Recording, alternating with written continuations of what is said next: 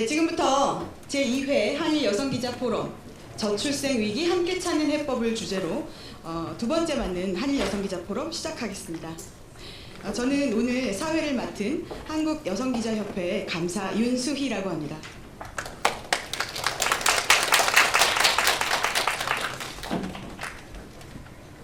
일본에서 이곳까지 찾아와 주신 동료 여성기자와 특파원 여러분, 그리고 귀한 자리에 또 함께해 주신 여러 전문가와 귀빈 여러분, 함께하게 돼서 매우 반갑고 기쁩니다. 저는 이 귀한 자리의 사회를 맡아서 더욱 영광스러운데요. 사쿠야와 소레데 요쿠 네마시타카 라고 일본에서 와주신 여성 기자 여러분께 아침 인사를 드려봤습니다. 오늘 주제는 바로 저출생 위기입니다. 저출생 위기는 비단 한국과 일본과 한국뿐만이 아니라 전 세계적인 글로벌 이슈이자 국가 미래와도 관련되어 있는 가장 중요한 현안 중 하나입니다. 그래서 요즘 여러 미디어나 논의의 장마다 자주 의제로 오르는 이슈이죠. 그런데 저는 오늘 이 자리가 다른 어떤 논의의 장보다도 매우 특별하다고 생각합니다. 왜냐고요? 네, 바로 그 한국과 일본 두 나라의 여성 언론인들이 직접 우리 여성 자신의 경험과 트라우마에 대해서 논의하는 자리이기 때문입니다. 더 나아가서 여전히 가부장제 문화가 깊게 남아있는 아시아 국가의 두 여성 언론인들이 우리 사회의 관습과 또 시대적인 변화, 또 우리 업무 영역인 저널리즘에 대해서 논의하고 서로 배우고 공유하는 자리이기 때문입니다. 이렇게 중요한 주제에 대해서 오늘 이 자리에 함께 계시는 취재기자 여러분께서 아마 여러 깊이 있는 기사를 써주시지 않을까 기대도 되는데요. 잘 부탁드리고요. 한일 여성기자들이 이렇게 모여서 함께 공부하고 배우기 위해 마련된 게 한일 여성기자 포럼입니다. 올해 두 번째 포럼을 맞았는데요. 작년에 5분의 여성 기자님을 초청해서 모셨다면 오늘은 모두 15분의 일본 여성 기자들께서 이 자리에 계십니다. 놀랍지 않습니까? 박수 한 번만 부탁드리겠습니다. 네. 작년에 꼭 내년에도 여기서 이 자리에서 뵙고 싶다라는 말씀 드렸었는데요. 작년 그 모임 이후로 일본에서 또 여성기자협회를 만들기 위한 움직임이 진행되고 있다는 소식을 듣고 있습니다. 저희로서는 참 기쁜 일이고요. 내년에도 또 내후년에도 이어가길 바라면서 오늘 이 자리를 마련하기까지 가장 많은 힘을 써주신 한 분을 모시고 개회사를 듣겠습니다. 하임숙 한국여성기자협회 협회장 모시고 개회사 듣겠습니다. 박수로 맞아주시기 바랍니다.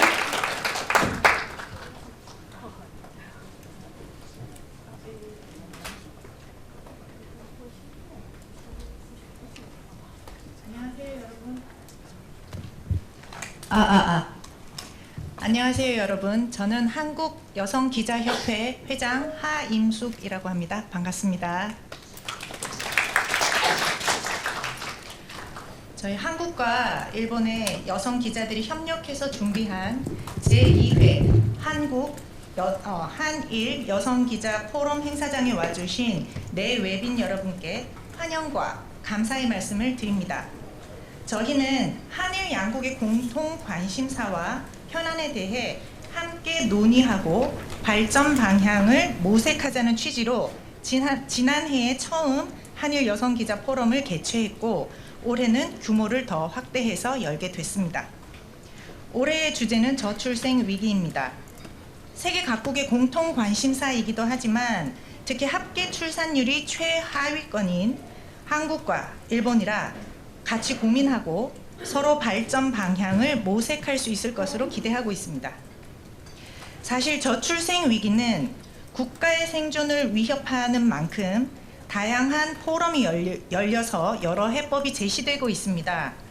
그럼에도 이번 포럼의 주제를 저출생 위기로 잡은 건 언론인으로서 직접 겪은 일들과 또 취재를 통해 풍부한 사례를 알게 된 사람들로서 전문가들과 함께 실제 대안이 무엇이 될 수 있을지를 논의할 수 있을 것으로 기대하고 있기 때문입니다.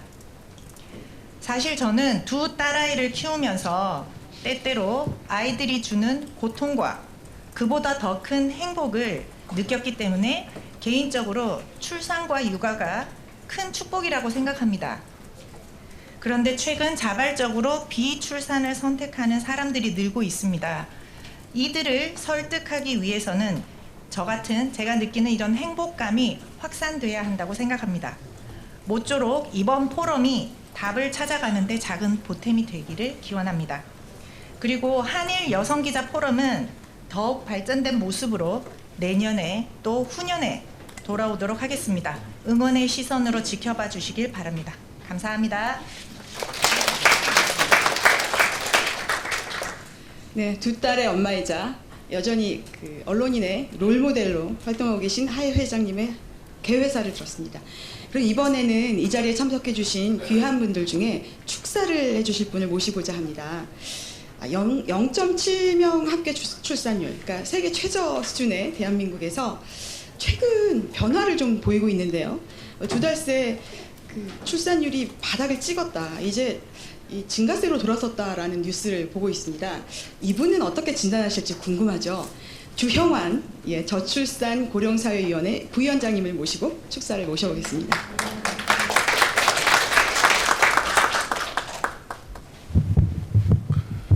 여러분 반갑습니다. 방금 전 소개받은 저출산 고령사회위원회 부위원장 주형환입니다. 먼저 한국여성기자협회가 주최하는 제2회 한일 여성기자포럼 개최를 진심으로 축하드립니다.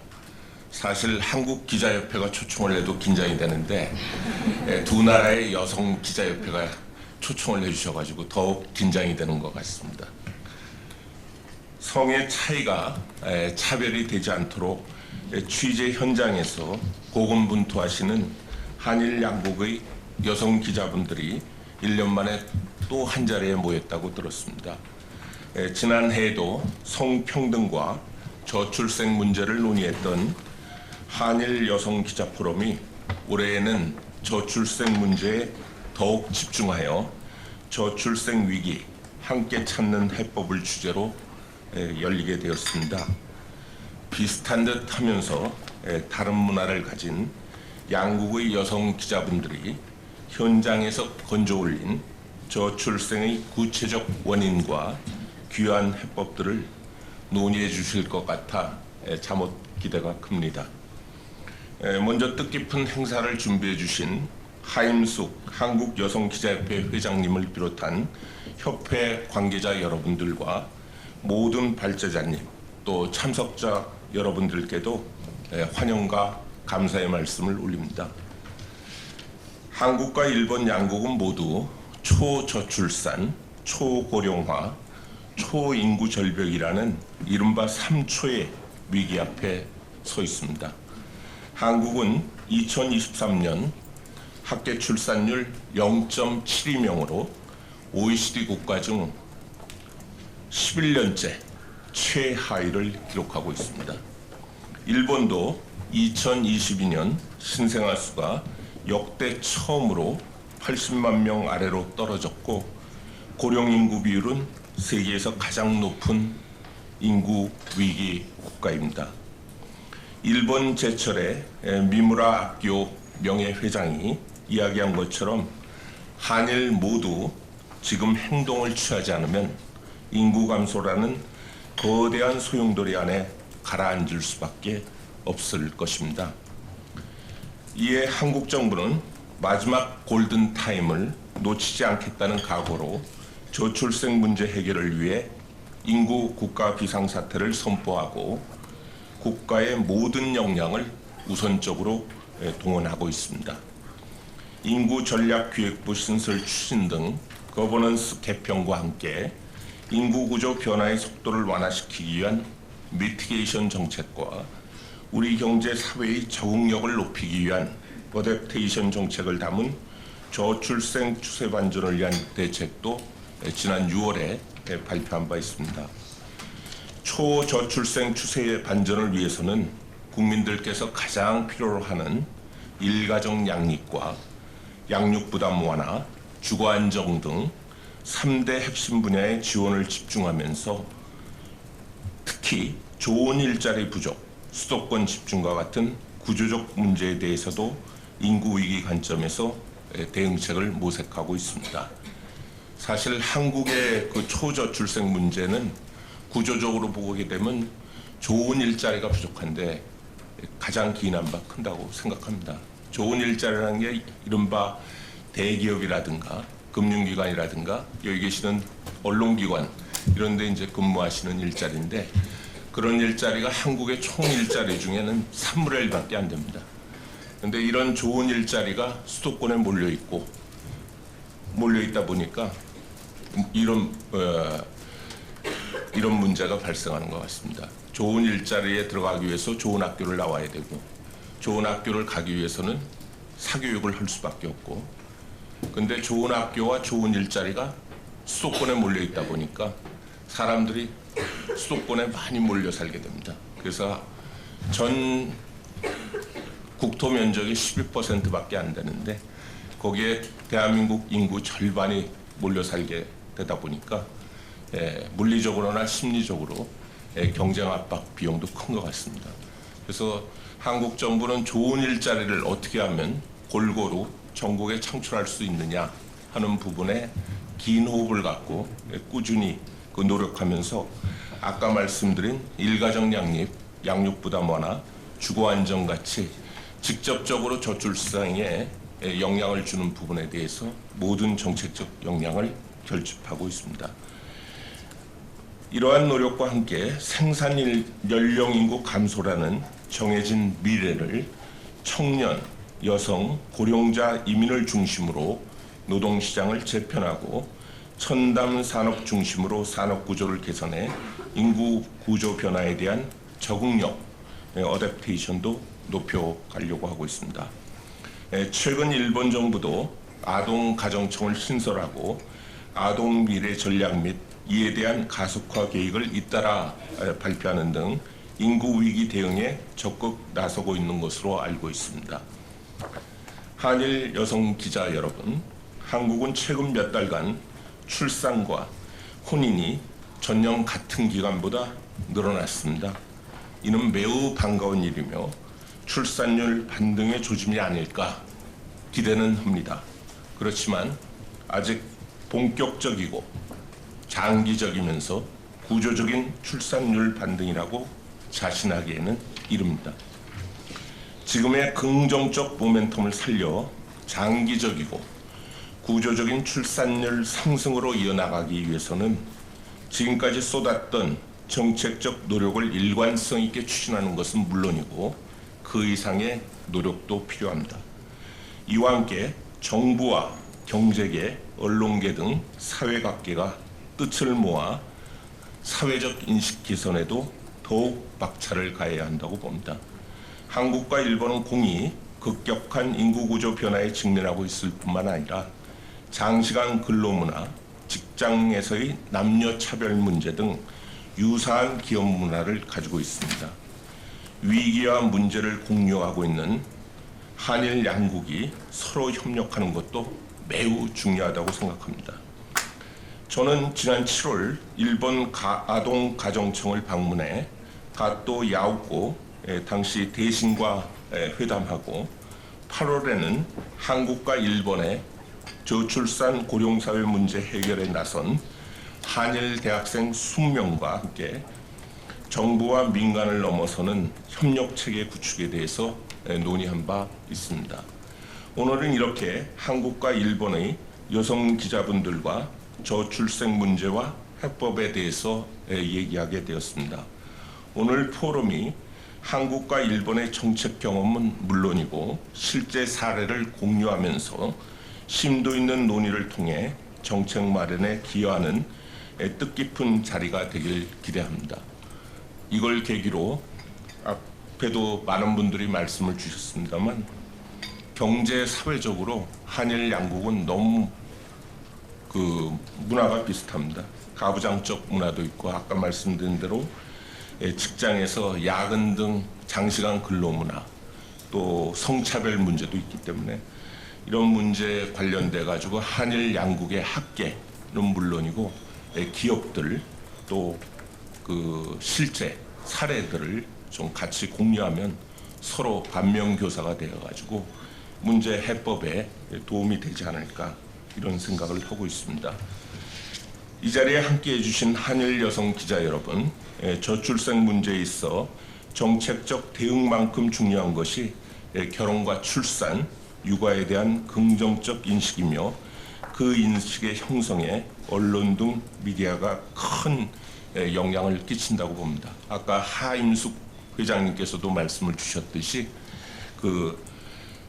아무리 우리가 결혼하고 그 출산에 따른 그 경제적 부담과 기회비용을 줄여준다 하더라도 근본적으로 Why do I have a baby? 내가 왜 애를 가져야 할지라는 질문에 우리 사회가 그 애가 행복일 수 있다는 baby can be a blessing 이라는 그 답을 주어야 된다고 생각합니다.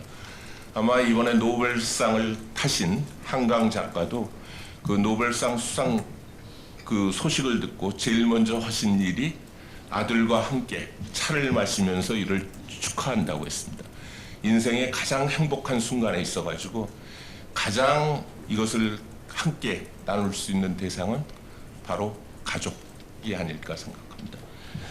여기 계신 기자분들께서 여성 특유의 관점과 그 시각을 갖고 지속적인 관심을 토대로 저출생 이슈와 정책 과제를 공론화하고 사회적 인식 개선에도 힘을 보태주시길 간곡히 부탁드립니다. 저희 저출산 고령사회위원회도 오늘 제기해 주신 다양한 의견을 반영하여 더 좋은 정책 대안이 도출될 수 있도록 노력하겠습니다. 다시 한번 제2회 한일 여성기자 포럼 개최를 축하드립니다. 감사합니다.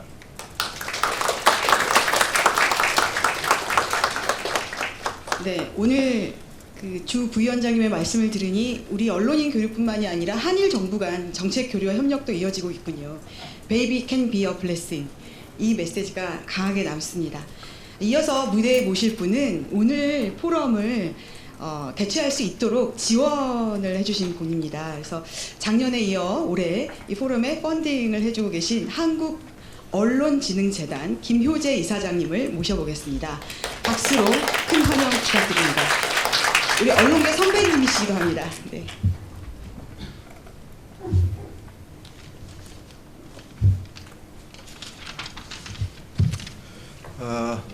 반갑습니다. 아침 일찍 이렇게 한국과 일본의 여성 기자 여러분들을 대하니까 기분이 좋은데, 조금 아까 말씀하셨다시피 아시아 여성으로 최초로 노벨문학상을 받은 한강여 작가의 수상을 우리 다 같이 축하하는 게 어떻겠습니까?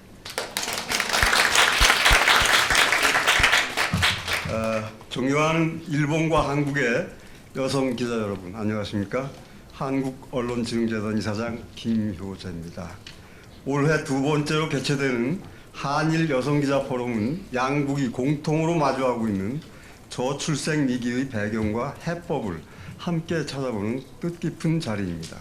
소중한 자리를 마련해 주신 한국여성기자협회 하임숙 회장님을 비롯한 임원진, 그리고 관계자 여러분께 축하와 감사 인사를 드리며 재단이 작은 역할을 하게 된 것을 뜻깊게 생각합니다. 그리고 현해탄 넘어 한국까지 찾아오신 아키아즈라 가나카 신문 통합 편집국장님 어디 계신가요? 예, 그리고 이다 미미코 교도통신 논설위원님을 비롯한 일본 여성 기자 16분의 방한을 환영합니다. 이번 포럼에는 저출생 위기 함께 찾는 해법이란 주제로 양국 여성 기자들이 각 나라의 저출생 현실과 대책, 달라진 결혼과 출산 문화, 미디어의 역할까지 짚어보신다고 들었습니다. 저출생 문제는 이제 단순한 사회적 이슈를 넘어 우리의 경제, 문화, 그리고 미래 세대의 삶까지 영향을 미치는 심각한 도전 과제가 되었습니다. 언론도 단순한 정보 전달자가 아니라 사회적 관심을 이끌어내고 다양한 시각을 제시하며 대중이 공감할 수 있는 이야기를 만들어가야 한다고 생각합니다. 오늘 이 자리가 성평등, 일과 삶의 균형, 돌봄과 경제적 부담 등 저출생 문제의 본질적인 원인들을 심층적으로 조명하고 정책적 대안과 사회적 변화를 이끌어낼 수 있는 구체적인 논의의 장이 되기를 바랍니다. 한국언론진흥재단도 저출생 등 국가적 문제 해결을 위해 노력하는 언론인들의 든든한 후원자가 되도록 노력할 것입니다. 허락하신다면 제 개인적인 경험을 잠깐 말씀을 드리겠습니다. 저는 다양한 직업과 여러 군데에서 일을 했는데요. 제 인생의 가장 큰 업적으로 저는 딸 둘을 낳아서 키운 것을 제 업적으로 생각하고 있습니다. 제 부부는 그 두 딸을 길러서 그 두 딸이 결혼을 해서 지금 딸 둘과 아들 하나 그렇게 낳아서 아들 둘과 딸 하나를 낳아서 기르고 있습니다. 그런데 제 처가 2018년 12월 31일 날 정년 퇴직을 했습니다. 65이었나요? 그랬는데 2018년 12월 31일 정년 퇴직하기 3개월 전에 큰 손주를 봤습니다. 그러니까 9월 달에 큰 손주가 나온 거죠. 그러니까 우리 그 기업에서는 그 출산 휴가를 3개월을 주더라고요. 그래서 제 딸아이가 3개월 출산 휴가를 얻어서 12월 31일까지 쉬고 2019년 1월 2일 날 출근했습니다. 그래서 제 처는 2018년 12월 31일 날 정년 퇴직을 하고 하루 쉬고 2019년 1월 2일 날 새로운 직업을 얻었습니다. 프로페셔널 베이비시터. 그로부터 6년 지금 그 세 아이들을 매일 아침 6시에 일어나서 가서 돌보고 딸 사위들 출근하는 거를 도와주고 그리고 아이들 유아원, 유치원 보내고 저녁 때 퇴원하면 하원하면 아이들 오는 거 보고 8시에 집에 옵니다. 그러면 저는 그 사람을 돕는 것을 큰 저의 일로 생각을 하고 그래서 이 육아라는 것이 아이를 키운다는 것이 이게 그저 그냥 국가가 막연하게 개인에게 맡길 일이 아니라는 생각을 뼈저리게 하고 있습니다. 사실은 제 처도 아이 둘을 키우면서 학교 다니고 학위를 하고 하느라고 엄청 고생했거든요.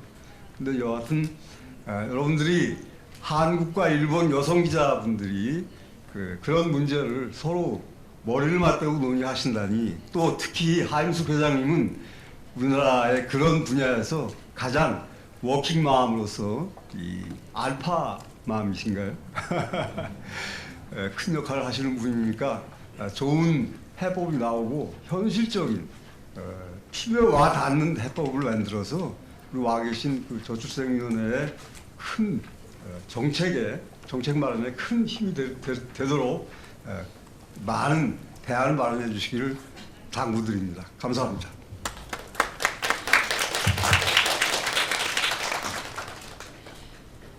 네, 어떻게 사모님의 퇴직 선물이자 두 번째 직업을 받게 된 그 사례를 말씀해 주셨습니다. 앞에 주영환 부위원장님 계신데 이 저출생과 고령사회의 해법을 직접 사례를 들어주신 게 아닌가 그런 생각도 들어봤습니다.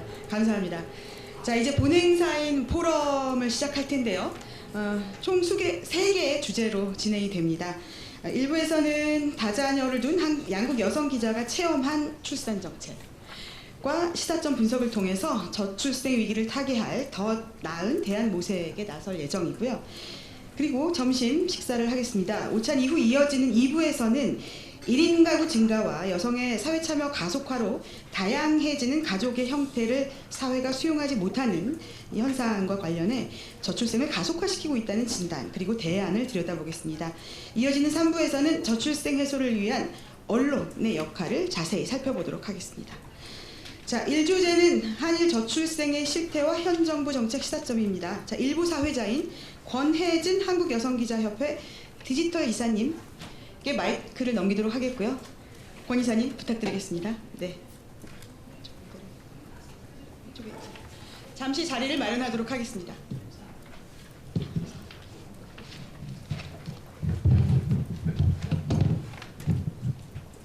네, 반갑습니다. 안녕하세요. 저는 제1주제 사회를 맡은 연합뉴스의 권혜진 기자라고 합니다. 저는 여성기자협회에서는 디지털 이사라는 직함을 맡고 있습니다. 먼저 오늘 이렇게 아침부터 참석해주신 모든 분들께 감사드리고요. 저희는 이번 포럼에 이제 서막을 여는 역할이다 보니까 어떻게 이렇게 청중분들의 시선을 좀 사로잡아서 하루 종일 계속되는 행사를 끝까지 지루하지 않게 들으실 수 있을까 고민을 좀 많이 했습니다. 저희는 이제 첫 번째 주제 제목을 한일 저출생 실태와 현 정부 정책의 시사점이라고 잡아봤는데요. 이게 얼핏 보기에는 굉장히 전형적인 학술 행사 제목인데 저희가 이제 어떤 병으로 진료를 받을 때는 정확한 이제 분석과 진단이 선행이 돼야 제대로 된 치료가 가능한 것처럼 저출생 대책을 논의를 하려면 먼저 현실에 대한 정확한 분석과 진단이 또 이루어져야 이를 토대로 그 다음 논의가 이루어질 수 있지 않을까 해서 이렇게 잡아보았습니다. 최근 이제 국내에서 저출생 문제가 이제 심각성이 주목받으면서 많은 분들이 한국과 일본의 저출생 실태가 심각하다 이런 정도는 굉장히 잘 알고 계실 겁니다. 근데 저는 이제 개인적으로 지금 산업부에서 부동산 쪽을 담당을 하고 있는데요. 그 우리나라가 이제 일본을 선례 삼아서 가장 많이 들여다보는 분야가 아마 이 부동산하고 저출생 쪽이 아닌가 싶습니다. 그런데 통상 일본 부동산 시장이 우리나라보다 한 10에서 20년 앞서서 나간다고 하는데 인구 문제는 오히려 저희가 일본을 앞질러 가지고 더 빠른 속도로 저출생 쓰나미를 맞이하고 있는 게 아닌가라는 생각이 듭니다. 그래서 저희는 이번 세션에서 말로는 대략은 알고 있는 한국과 일본의 저출생 현황이 어떤지, 또 양국 정부가 그동안 어떤 노력을 기울였는지, 또 그런 노력이 과연 효과를 거뒀는지에 대해서 다시 한번 좀 짚어봤으면 합니다. 근데 이제 단순하게 매년 통계가 뭐 어땠는지, 앞으로 예상치는 얼마인지 이런 걸 나열하는 걸 넘어서 직접 아이들을 낳아서 길러본, 현장에서 정책 변화를 몸소 체험해본 양국 기자가 나서서 자신의 경험을 토대로 조금 더 이해하기 쉽게 그리고 피부에 와닿도록 설명하는 그런 접근법을 좀 시도해보고자 합니다. 먼저 한국 쪽 발제를 맡은 분은 동아일보 이미지 기자인데요.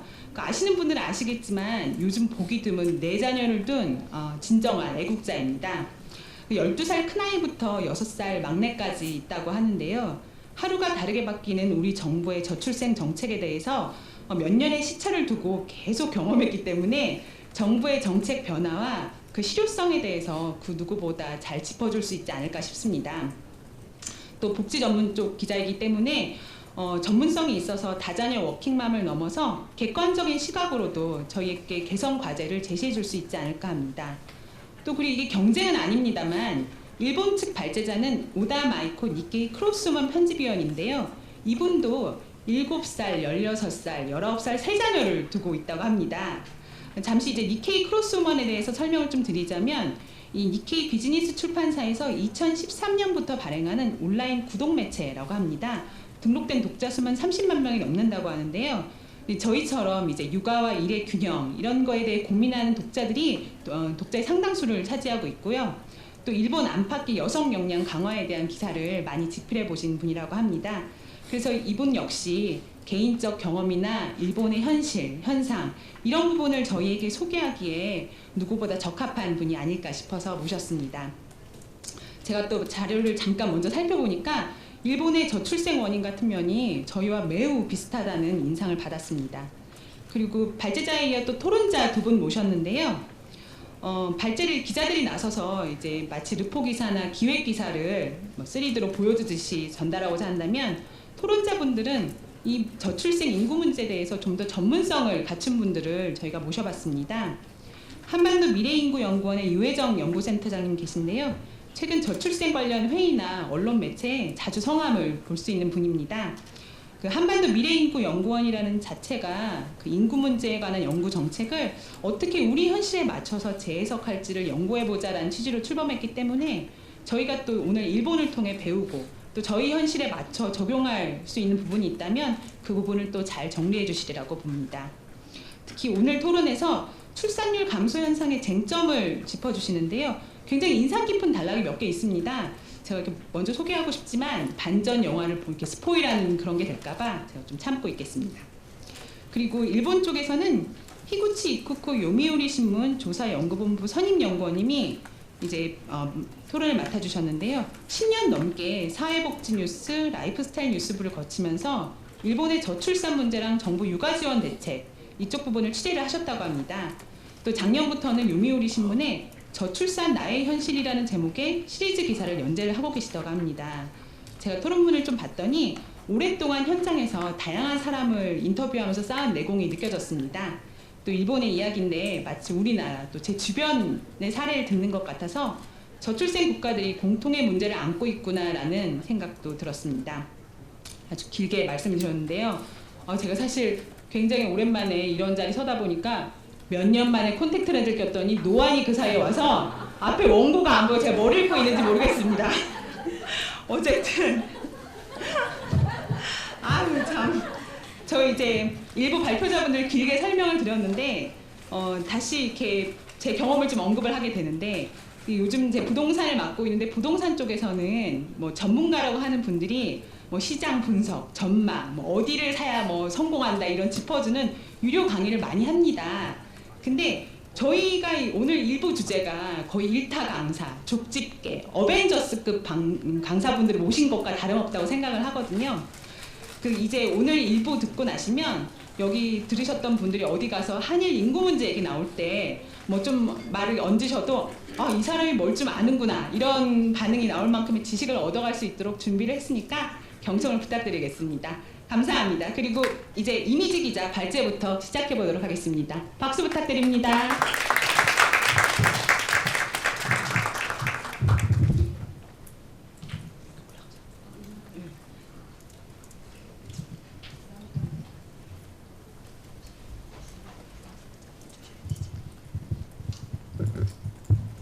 네, 안녕하십니까. 저 동아일보 이미지 기자입니다. 제목을 보시면 아시겠고 또 소개 아까 하셨을 때도 들으셨겠지만 저는 아이 넷을 키우고 있는 엄마이고요. 윤석열 대통령님 나이로 공식 석상이니까 12살이고 지금 현재 그 초등학교 6학년부터 그 유치원생까지 키우고 있습니다. 4명이고요.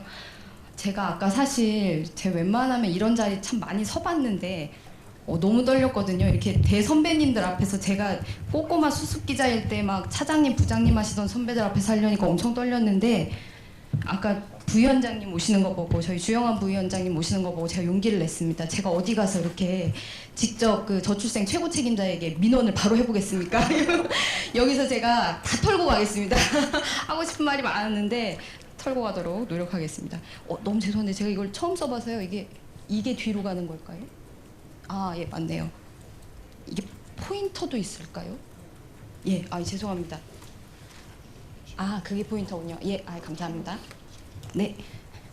제가 이제 그 경험에 대해서 소개를 하러 나온 거긴 하지만 개괄적으로 그래도 한번 보고 가면 좋을 것 같아서 일본 기자분들도 많이 와 계시고 물론 이제 우리나라 합계 출산율 그래프는 한국 분들은 지겹게 보셨을 테지만 보시다시피 굉장히 드라마틱하게 떨어졌고 저도 최근에 다른 토론회에서 일본 분들 또 뵀었거든요. 그분들이 발표하실 때 보니까 정말 그 똑같이 떨어지고 있더라고요. 그 우리보다 한 10년, 20년 앞서서 비슷하게 떨어져 왔는데 저희도 이제 저기는 안 그려졌지만 저 앞에는 1950년대, 60년대 때는 한때 평균 출산율이 6명씩 하던 때가 있었거든요. 저희 생각해보면 저희 엄마 아빠 대부분들 형제가 뭐 6명에서 많게는 막 10명씩 되시잖아요.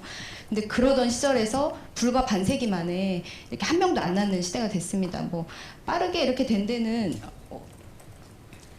여러분 한국 분들은 익숙하신 우리 인구 억제 정책, 그 가족 계획 사업을 통해서 정말 정부가 굉장히 적극적으로 인구를 줄였고 근데 이제 와서는 아이가 너무 없어서 아이를 존중하자는 공익 광고가 나와야 하는 그런 이제 시대가 됐죠. 너무나 또 많이 보셨겠지만 OECD 합계 출산율 지금 순위를 보면 우리나라가 대체 출산율이라고 하죠. 인구를 그대로 대체할 수 있는 출산율이 보통 선진국에서는 2.1명, 정확히는 2.07명 정도 되는데 그거에 뭐 비할 바가 아니고 뭐 OECD 평균도 지금 1.5명 정도밖에 안 되지만 그거보다 훨씬 낮아서 흔히 인구학에서 초저출산이라고 하는 1.3명보다도 그 절반 수준에 불과한 현재는 0.7명 정도에 이르고 있습니다. 근데 제가 사실 요거를 가져온 이유가 아까도 말씀하셨는데 요새 뭐 7월 8월에 전년 대비 많이 올랐다. 그래서 야 저출산 저점 찍었다. 이런 얘기들이 많이 나오는데 물론 굉장히 고무적인 소식이고 최근에 저출산고령사회위원회에서도 그 결혼 인식 조사를 했지만 6개월 전보다 또 긍정적인 그 인식 조사 결과가 나와서 야 진짜 이제 그 전환점을 본 게 아니냐 반환점을 본 게 아니냐라고들 얘기를 하는데 우리가 여기서 이렇게 너무 일찍 희망의 팡파레를 떠트리면 안 된다는 거를 출생아수 그래프를 보면서 좀 얘기를 해보고 싶은데요. 그러니까 지금 저희 왜 70년대만 해도 100만 명 낳던 시대에서 이제 20만 명 낳는 시대로 떨어진 거거든요. 그럼 이게 쉽게 말하면 부모도 미래의 부모도 줄어드는 겁니다. 그래서 예전에 100만 명의 부모였던 것이 이제 20만 명의 부모가 미래에는 될 것이기 때문에 100만 명 부모일 때는 한 명만 낳아도 50만 명 결혼해서 50만 명 되는 거죠, 아이가. 근데 20만 명인 부모가 50만 명 낳으려면 10만 명씩 해서 한 부부당 5명씩은 낳아야 되는 거죠. 그렇게나 해야 똑같은 성적이 나오는 이제 어차피 축소 사회는 약간 불가피하다. 그리고 출산율이 우리 뭐 내년에 0.6명 될 줄 알았는데 0.78명으로 올랐대. 이거는 이제 그렇게까지 팡파레를 올릴 일은 아니라는 거죠. 계속적으로 우리는 인구에 대해서 지켜봐야 되고 네, 제가 그래서 여기 좀 정리를 해왔었는데 가임기 여성 자체가 줄어들고 있고 보시면 4년 정도 만에 105만 명의 엄마가 사라진 거죠. 그리고 합계 출산율 같은 걸 보면 합계 출산율이 오른 해에도 출생아 수는 오히려 떨어진 게 부모의 수가 줄었기 때문에. 그리고 저는 약간 이 부분을 요새 되게 재밌게 보고 있는데 이제 뒤이어서도 그 미디어의 역할을 발표를 하시겠지만 요새 전 청년들을 만나보면 의식 자체가 너무 많이 변했다 그런 생각들을 많이 해서 큰 반등은 좀 어렵겠구나 향후에도. 왜냐면 정말 이제는 뭐 출산이나 어떤 결혼이 그냥 당위성이 사라진 정도가 아니라 약간 어떤 측면에서는 기피하고 좀 무서워하고 혐오도 좀 나타나고요. 여러분 한국 분들은 잘 아시겠지만 지금 노키즈존이 공식적으로 확인된 곳만 500곳이 넘는다고 하니까요. 그리고 지금 결혼 의향 조사 같은 거 나오면 항상 절반을 조금 넘는 수치, 20대 여성 같은 경우에는 오히려 절반보다 더 낮게 이제 결혼을 왜 해야 되는지 모르겠는 그런 결과들이 계속 나오고 있기 때문에 우리가 계속적으로 어떤 정책과 언론과 이런 부분에서 동료를 해나가야 된다. 자, 제가 오늘 경험을 설명하는 저기라고 하셔가지고 제가 거기에는 많이 안 넣었는데 향후에 제 사진과 제 애들 사진 좀 많이 나오니까 불편하시더라도 보기 근데 좀 양해 부탁드립니다. 저희 애들 4명입니다. 아마 짐작하시다시피 막내 이제 막 나왔을 때 돌 사진인가 그런 것 같은데요. 이런 가운데 내 아이를 낳은 정신 나간 기자가 있었으니 바로 그 접니다. 네.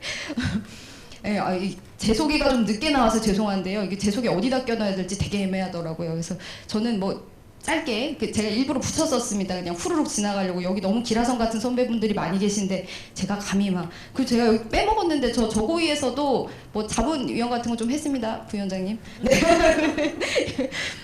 그래서 이제 제 얘기이기 때문에 저희 애들 좀 출생 연도도 보여드리면 2012년도에 첫 아이를 낳았고 18년도에 마지막 아이가 나왔습니다.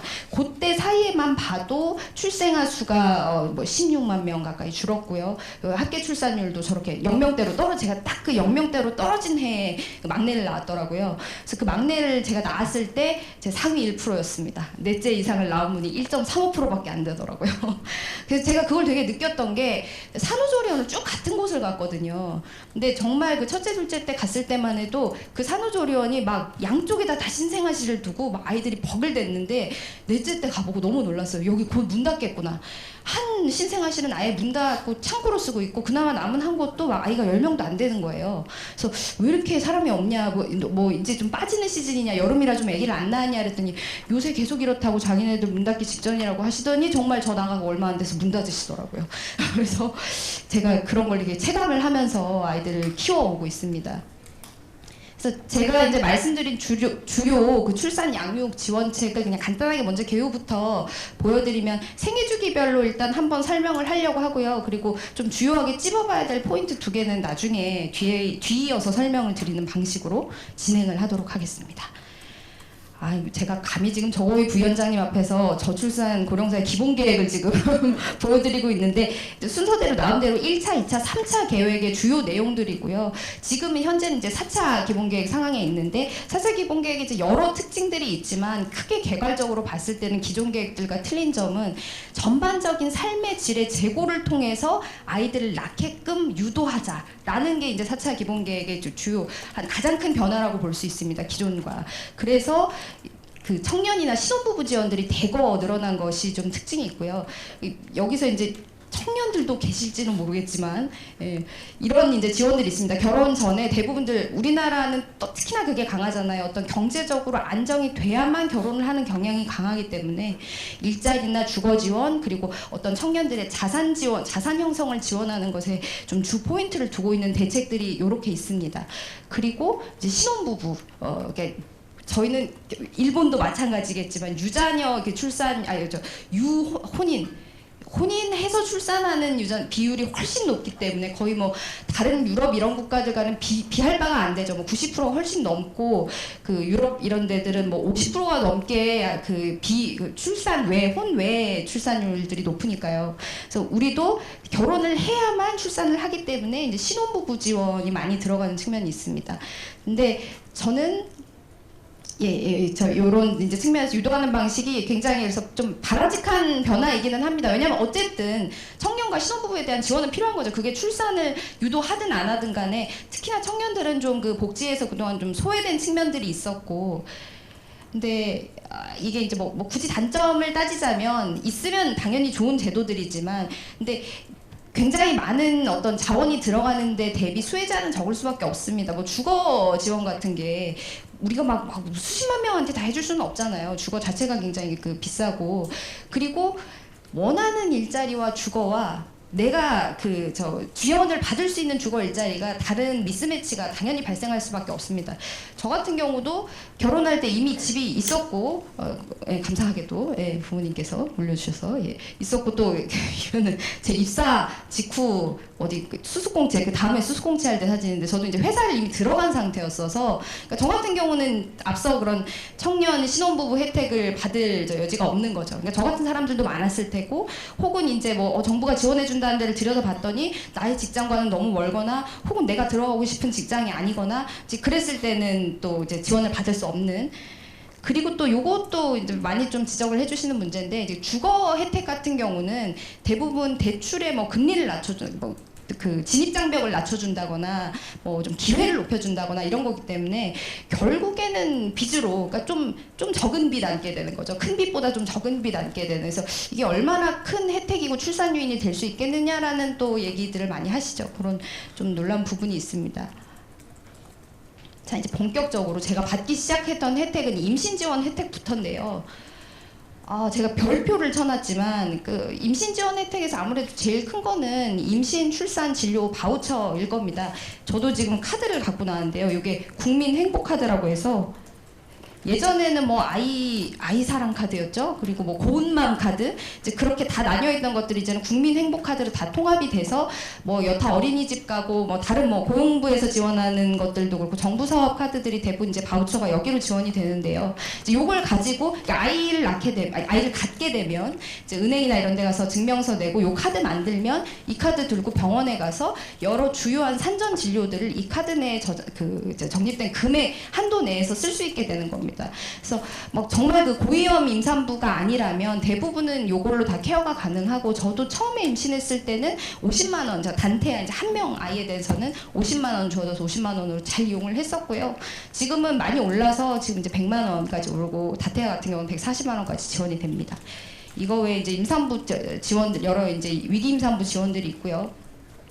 저 같은 경우는 보건소를 굉장히 많이 이용했어요. 그러니까 임신 지원을 잘 받으시려면 보건소를 많이 가라. 저는 이렇게 주변 후배들한테도 많이 얘기를 하는데 산전 검사들 당연히 많이 하고요. 그리고 저는 초음파 검사 같은 경우도 보건소에서 했습니다. 종로보건소에서 당시 굉장히 나이가 지긋하신 약간 재능 기부하시는 것 같은 산부인과 의사 선생님께서 제가 진료를 봐주셨었는데 가면은 거의 초음파를 보건소에서 한다는 걸 모르셔가지고 정말 막 그 초음파 사진도 많이 뽑아주셨어요. 보통 병원 가면 찔끔찔끔 2-3장씩 주시는데 막 20장씩 뽑아주시고 어떤 걸 원하냐, 뭐 어떤 자세를 원하냐 막 물어봐주시고, 예, 그래서 많이 저 지원을 받을 수 있었고, 여기 한국 분들은 잘 아시겠지만 임산부 엽산이나 철분제 같은 영양제 지원받을 수 있고요. 그리고 가면 다양한 정보, 교육 들을 수 있는 점. 그래서 저도 죄송합니다. 그게 제가 회사 회의 알람해 놓은 것 같습니다. 네, 네, 정보 교육을 받을 수 있습니다. 그리고 뭐 임산부 지원들이 사실 곳곳에 여기저기 있는데 저는 또 이제 출장을 많이 다니다 보니까 KTX 할인 같은 걸 많이 받았습니다. 그러니까 할인이라기보다는 업그레이드를 시켜줬는데요. 더 좋은 좌석으로. 그래서 지금은 또 어떻게 변했는지 모르겠지만 할인까지 되는지 지금은 또 뭐 이렇게 다자녀면 또 할인해 주시고 또 이런 것들이 있거든요. 이런 혜택들을 받을 수 있었습니다. 그리고 제가 이제 아이를 갖게 돼서는, 아이를 이제 낳게 돼서는 그때부터 현금성 지원들이 몰리기 시작하죠. 출산지원금들. 그래서 출산지원금이라고 하는 거는 일본 분들은 좀 익숙치 않으실 수도 있는데 각 지자체별로 출산한 아이에 대해서 그 가정에 대해서 그 아이 하나 혹은 뭐 둘에 대해서 이제 뭐 그 지원을 해주는 금액들이 있습니다. 현금을 직접 주는 그 지원인데요. 그래서 지자체마다 천차만별이고 좀 각 지자체의 뭐 약간의 그 전시행정으로 좀 경쟁적으로 증가하는 경향도 있는데 저 같은 경우는 2012년에 이제 서울의 모 구에서 처음 첫 아이 낳았을 때는 아기용품 주시더라고요. 근데 저출산이 점차 심화되니까 넷째 낳았을 때는 요것도 다른 구였는데 제가 딱 18년에 낳았을 때 그 18년도에 그 정책이 바뀌어가지고 출산지원금이 대폭 상향됐어요. 그래서 그때 500만 원을 받았었는데, 예, 그 구청장님께는 지금도 감사하고 있습니다. 네, 뵌 적은 없지만. 예, 그래서 이렇게. 근데 이게 사실 되게 큰 금액 같지만, 아시지만 뭐, 받으면 수백만 원 정도는 1년에 쓸 수 있는 육아 어떤 비용들, 쓰는 여러 비용들 감안하면 아주 큰 돈은 또 아니거든요. 그래서 금방 또 소진을 하게 되고, 또 그런 것들 많았죠. 그 출산 유인을 위해서 여러 이제 도서지자체들에서 큰 금액으로 그 출산지원금을 책정을 했었는데 받고 가는 사람들 떠나는 분들도 많으셨고 그래서 실제 이게 출산 유인 효과가 있느냐 그냥 각 지자체장들의 뭐 전시행정 아니냐 이런 포퓰리즘 논란들이 좀 있었습니다.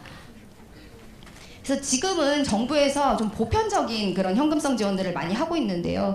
저는 받지 못했지만 뭐 첫 만남 이용권이라고 해서 첫째 200만 원, 둘째 낳으면 이제 바로 300만 원이 주어지는 현금성 지원이 있고 또 부모급여 제가 저기 죄송해요 오타를 쳤는데 1세는 600만 원입니다. 그러니까 한 달에 50만 원씩 해서 1,200만 원, 600만 원 주어지게 됩니다.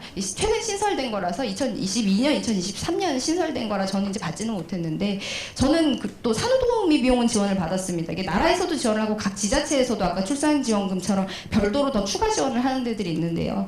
그래서 일본은 제가 산후조리 문화가 어떤지 잘 모르겠습니다. 근데 한국은 거의 80%의 산모들이 요새는 산후조리원을 가는 분위기라 대부분 이 비용 이제 나라에서 이렇게 기본적으로 지원을 해줄 정도로 이제 많이 가시고요.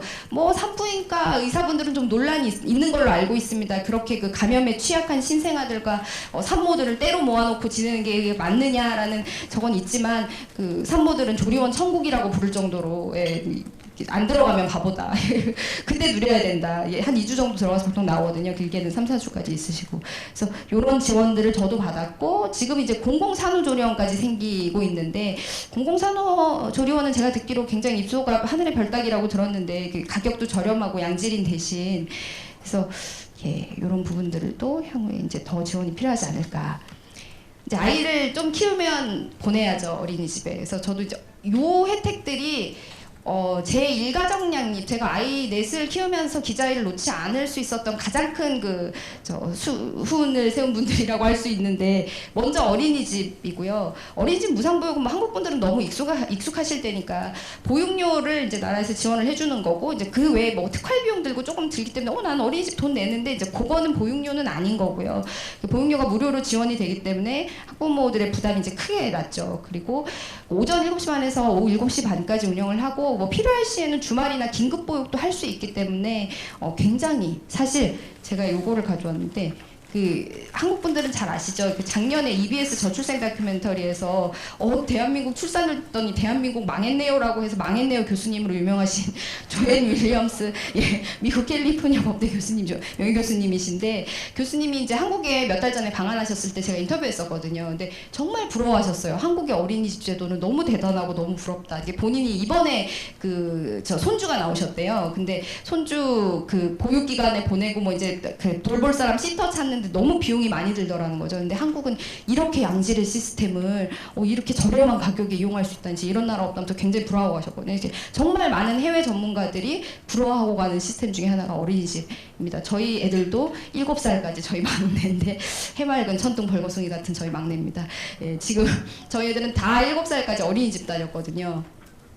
물론 지금 그 한국 분들은 익숙하시겠지만 한국의 보육 시스템은 이원화되어 있습니다. 유치원과 교육부가 관할하는 유치원과 보건복지부가 관할하는 어린이집으로 나뉘어 있고 무상 보육은 어린이집에 해당됩니다. 물론 뭐 유치원도 사실 요즘은 거의 지자체나 이런 데서 비슷하게 지원을 해주시기 때문에 나도 거의 돈 안 드는데 하시는 분들이 많지만 그래도 어린이집보다는 좀 비용이 많이 드는 측면이 있고요. 지금은 그 유보 통합이라고 해서 두 체계를 통합하는 과정에 있습니다. 아마 곧 잘 통합을 시켜주실 거라 믿어 의심치 않습니다. 정부에서 좀 바쁘게 하고 계신 걸로 아는데 그리고는 이제 두 번째가 아이돌봄 지원 사업입니다. 요거는 저희 김희경 선배가 저희 어딘가 와 계시죠? 제가 아까 정신없어서 인사를 못 드렸는데 저희 김희경 선배 차관하실 때 장관이셨던 진선미 장관님께서 저 아이돌봄이 오래 이용했다고 행사 한번 오라고 하셔서 애들 다 끌고 가서 찍은 겁니다. 그래서 그 아이돌봄은 저도 2014년도부터 이용을 하고 있는데 정말 좋은 제도입니다. 진짜 그 베이비시터죠. 베이비시터를 공공으로 교육을 시키고 해서 이제 나라가 관리하는 시터인 건데 사실 아이 내시면 사설 업체에서 시터 구하기는 불가능하다고 말 맞습니다. 금액 자체도 너무 많이 들고 오시는 분도 없고요. 뭐 하나 나오셔서 구하시는 분들도 많은데 굳이 그래서 저는 아이돌봄 지원 사업이 있었기에 사실 그 이용을 할 수 있었다고 볼 수 있고요. 이런 시터 서비스를 그래서 저 같은 경우도 이게 가나다라형이 있어서 그 정부 지원이 들어가거든요. 가나다형까지는 이제 소득 수준에 따라 나뉘는데 지원을 해주시고 라형은 이제 지원을 못 받긴 하는데 저는 지원 감사하게도 돈을 많이 버나 봅니다. 제가 그 지원을 못 받는 축이긴 하지만 그래도 아이 수당도 할인이 들어가서 25%, 33%, 44% 저는 아마 44% 할인을 받는 걸로 알고 있어요. 그래서 굉장히 감사한 제도. 정말 제가 지금껏 일을 하면서 아이를 키워올 수 있는 데 가장 지대한 공헌을 한 제도라고 할 수 있습니다.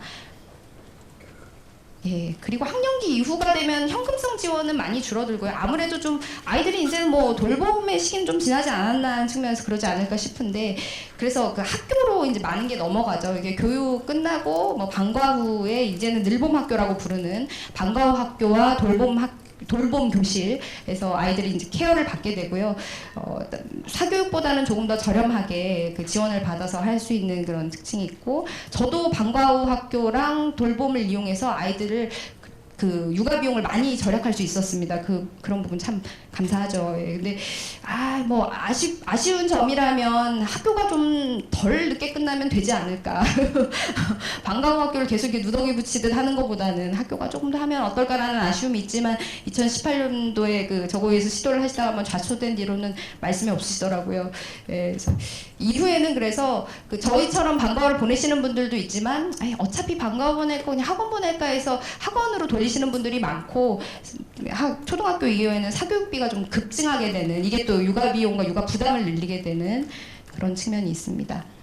자, 그래서 이제 생애주기별 제가 겪었던 제도는 이렇게 설명을 드리고요. 제가 많이 쌓였는데요. 다자녀 지원에 대해서 이거 정말 한 2시간 강의도 할 수 있는데 좀 짤막하게 해보겠습니다. 그 어느 나라나 아이 수별 차등 지원은 있습니다. 그래서 그 아이를 뭐 많이 낳게 하려는 출산 유인의 측면도 있고, 그 당연히 아동복지 측면에서도 아이가 많으면 많을수록 들어가는 비용이 많으니까 그 아이들이 그 똑같은 복지를 누리게 하기 위해서는 그 아이가 많은 가정에 더 많은 돈을 지원을 해줘야 되는 거죠.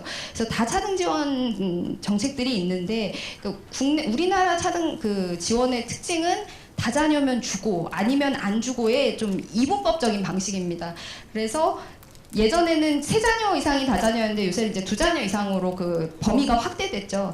그래서 좀 한 자녀만 지금 왕따가 된 상황입니다. 그래서 요게 좀 이따가 자세히 얘기를 하겠지만 아쉬운 측면입니다. 출산 유인 측면에서도 그렇고 복지 측면에서도 그렇고. 주요 혜택들은 이게 다자녀 지원의 주요 혜택들인데요. 요것도 지금 막 가지수 많이 올라오니까 야 좋겠다 다자녀 하시는데 아마 이번에 그 편입되신 2자녀 분들도 느끼셨을 겁니다. 왜 난 다자녀가 됐는데 뭐 지원이 없는 것 같지? 제가 그랬거든요. 다자녀 되면 엄청 많이 받지. 뭐 이것도 주고 저것도 준다며 했는데 막상 제가 돼보니 제가 받을 수 있는 혜택들은 자잘하더라고요. 그러니까 막 그 가랑비 옷 스미듯 내가 옷이 젖었나 잘 모르겠는 그런 혜택들이고 대부분들 알고 계시는 큰 혜택들 뭐 대학 장학금 지원 뭐 주택 지원 이런 것들은 뭐 무주택 여부랄지 혹은 소득 기준이랄지 이런 그 기준들이 있어서 또 안 들어가는 경우들이 많아서 이번에 또 다행히 그 대학 장학금 같은 경우는 원래 8분이었다가 9분위로 올려서 조금 받으실 수 있는 분들이 늘었을 것 같기는 하지만 그런 좀 단점들이 있습니다. 그래서 저도 제가 한번 세어봤어요. 내가 한 달에 받는 다자녀 혜택이 뭐가 있을까? 전기요금이랑 제가 가스는 안 써요. 저희가 전기랑 수도 해서 한 16,000원 상한이니까 한 2만 원 조금 받으려나요? 한 달에 2만 원 조금 받는데 야 2만 원 깎아주면 많이 받는 거 아니야? 라고들 하시더라고요. 근데 생각해 보십시오. 일단 다자녀면 전기도 많이 씁니다. 그래서 최소 20%는 더 쓸 것 같거든요. 그러면 2만 원을 깎아도 이게 내가 깎은 게 맞아? 이 금액이 깎인 게 맞아? 또 누진세 붙고 뭐 하다 보면은 생각보다 이렇게 체감이 많이 되지는 않아요. 그게 있고 뭐 자동차 취득세 면제야 자동차를 사야 받는 거고요. 뭐 연금 크레딧 이런 것도 그렇고 이제 시기가 다가오면 받고 뭘 해야만 받고 이제 이런 지원들이라 조금 이제 체감도 측면에서 낮은 게 있고 제가 가장 도움을 많이 받았다고 하는 거라면 유일한 저거라고 할 수 있겠습니다. 어린이집 아이돌 보면 이용 우선순위. 다자녀에다 플러스 워킹맘 하니까 뭐 무적의 순이더라고요. 제일 위로 바로 치고 올라가더라고요. 그래서 거의 뭐 어린이집은 바로 넣는 족족 들어갈 수 있었던 뭐 그거 하나 되게 감사했고 나머지 혜택들은 조금 아쉬운 측면들이 있습니다. 대부분들 공영주차장 많이 얘기하시더라고요. 이거 공영주차장 카드 아니야? 왜 다자녀 카드 받을 수 있는 데가 많이 없다. 그리고 보통 이제 출산 지원하면 육아휴직들을 가장 많이 얘기하시는데 우리나라도 이제 최근에 또 법 개정돼서 더 좋아졌습니다만 8세 이하 자녀에 대해서 이용을 할 수 있고요. 이제는 또 기간도 더 늘어났죠. 원래 이제 1년 1년씩 썼는데 양 부부가 다 이용을 할 경우에는 기간을 또 1년 반을 더 늘려주고 급여도 더 주시기 때문에 좀 제도는 이제 갈수록 개선이 되고 있는 것 같습니다. 물론 여전히 이용할 수 있는 사람이 적고 여성 편향이 되어 있다. 여전히도 지금 70% 넘게 여성들이 대부분 이용을 하고 계시니까 그런 부분들은 개선을 계속 해나가야 될 부분들인데 그러니까 저는 좀 이 얘기를 하고 싶어요. 제가 육아휴직을 4번 했습니다. 그러니까 내 아이 낳았으니까요. 4번 했고 너무 저희 지금도 감사하는 사장님께 사장님이 내주신 건 아닌가? 하여튼 저희 상관분들께 감사하지만 4번을 다 이용할 수 있었고 출산휴가 3개월까지 하면 제가 5년을 쉬었거든요. 그래서 사실 제가 가서 선배 행세를 하면서도 한 3, 4년 밑에 후배들한테 내가 과연 선배 행세를 하는 게 맞나 싶을 정도로 오래 쉬었죠. 일을 오래 쉬었고 근데 그런 생각이 드는 거죠. 그 시간이 너무 감사했고 사실 다시 가도 육아휴직을 할 테지만 내가 육아휴직을 안 하고도 일을 할 수 있는 선택지가 있었다면 내가 과연 매번 다 했을까? 근데 저희도 선택지가 없었거든요. 아이를 키우려면 기자를 하면서 아이를 키울 수 있는 방법이 없었습니다. 그래서 불가피하게 했어야 되는 측면이 있었고 그래서 일을 하면서도 아이를 낳을 수 있는 참 제가 사진 설명 안 드렸다. 죄송합니다. 이게 저 사진이 저 셋째 사진인데요. 지금 보시면 한국 분들은 아실 텐데 굉장히 유명한 유퀴즈란 프로그램인데 정말 제가 뭐 선다한 거 없습니다. 저 뭐 TV에 아는 사람 없거든요. 저희 애들 지나가다 픽업 돼가지고 유재석 씨랑 저기랑 다 저 했어요. 저희 애가 마침 또 문제를 뽑잖아요. 마지막에 문제 뽑고 문제 풀면 100만 원 주시거든요. 문제 뽑았는데 또 육아휴직을 뽑은 거예요. 그래서 이건 이 뭔가 이게 보건복지 기자 이게 뭐가 있다 기운이 있구나. 하여튼 뽑았는데 결국 못 맞춰서 그냥 토스터기 받았지만 하여튼 저 사진이 그겁니다. 저희 셋째입니다. 다시 육아기 근로시간 단축제도로 돌아가겠습니다. 그러니까 일을 하면서 하면서 쉴 수 있는 선택지가 있었으면 좋았겠다. 그게 이제 육아기 근로시간 단축제도인데요. 근데 대부분들 인지도도 낮고 우리의 직장 분위기상 좀 못 쓰는 이런 거죠. 야 나는 육아기 단축 근로 하니까 나는 3시에 갈게. 안녕 일해. 또 끊고 좀 우리 그런 분위기 좀 힘들잖아요. 그래서 좀 쓰기 힘든 측면이 있습니다. 이번에 이제 법 개정 통해서 12세 이하 자녀까지도 더 확대가 돼서 이런 부분들이 좀 많이 저기가 돼야 된다. 독려가 돼야 된다. 그래서 육아휴직이 나쁘다는 건 아닙니다. 육아휴직은 굉장히 중요한 제도고 경력 단절을 막기 위한 정말 최소한의 방어선인데 그렇지만 우리가 선택지는 있어야 된다. 휴직과 일하기, 휴직과 안 낳기 이런 양단의 선택만 줘서는 안 된다. 일을 하면서도 할 수 있는 중간의 선택지가 있어야 되고 또 이게 전 되게 중요하다고 생각이 드는 게 육아휴직을 또 대부분들 여성들이 많이 하시고 또 여성들이 그렇게 쫙 빠져요. 자 이러면 나는 육아를 한다고 쫙 빠지고 나면 육아를 안 한 사람들만 또 쫙 오글조글 모입니다. 그러면 여기에 뭐 각종 그 회사 사내의 어떤 모성보호제도랄지 여러 그런 그것들이 도입이 될 여지나 동력이 떨어져요. 육아하는 사람들이 다 빠져버렸으니까. 그래서 가급적이면은 그 육아를 하시는 분들이 일을 계속 하면서 이렇게 함께 육아를 할 수 있는 제도들이 더욱 보편화돼야 된다. 지금 보시다시피 육아휴직 근로자가 이제 위에 빨간 선이고 밑에 파란 선이 육아시간 근로시간 단축제도 이용자인데요. 너무 차이가 납니다. 이게 저는 생각해보면 되게 아이러니한 거예요. 육아를 하기 위해 일을 하면서 육아를 하는 사람보다 육아를 하기 위해 쉬는 사람이 더 많은 이게 쉬는 게 결코 쉬운 결정은 아니잖아요. 이게 그만큼 결정하기 어려울 정도로 분위기가 우리의 근로 일터 분위기가 아니라는 거죠. 그러니까 근로 일터 분위기가 진짜 바뀌어야 된다. 그리고는 이제 아동수당이 있죠. 제가 2018년 막 도입되고 19년 확대할 때 그 중심에 있었는데 제가 4명을 다 받을 수 있었건만 그때 또 무슨 소득분이 또 한참 또 하는 바람에 저희 큰애는 끝내 못 받았습니다. 아동수당을 끝내 못 받고 7세 넘어가 버렸는데 지금 이제 만 7세까지 월 10만 원을 지급을 하고 있습니다. 뭐 도입 과정에서 여러 부침이 있었지만 잘 도입이 됐고 한데 아쉬운 건 이런 거죠. 이게 아동수당인지 영유아수당인지 아동은 7세까지만인가? 그럼 9세는 아동이 아닌가? 더 늘려야 되는데 계속 확대 얘기가 있지만 아직까지는 좀 안 되고 있습니다. 다른 나라 사례들을 보시면 제가 현격한 사례들만 들고 왔지만 스웨덴도 그렇고 독일의 경우는 여러 가지 여건들을 감안하면 25세까지 받기도 합니다. 그리고 캐나다 다 그렇고 지금 여기 일본 분들 많이 와 계시지만 이번에 이제 연초에 고등학생까지 더 확대한다고 대책 발표하셨더라고요. 그래서 이제는 정말 우리도 빨리 저걸 해야 된다. 그러니까 아동수당은 그런 것 같아요. 그러니까 월 10만 원이 아쉬운 게 아니라 나라가 이 아동을 언제까지 챙겨보고 있다. 그런 약간 인식을 주는 측면에서도 확대를 하는 게 굉장히 중요하다고 생각하거든요. 만 7세 때 딱 들어오던 40만 원이 40만 원 들어온 적 없죠. 저희 큰애 못 받았으니까 30만 원이 딱 없어지는 순간 이제 이 나라에서 나를 보살펴주는 보육은 끝났구나라는 그런 생각이 딱 드는 거예요. 그러면서 난 이제 광야에 놓여졌구나. 이제 애는 내 돈 내산이구나. 그런 생각이 들더라고요. 그래서 그런 인식적인 측면에서도 확대가 좀 저는 필요하지 않나.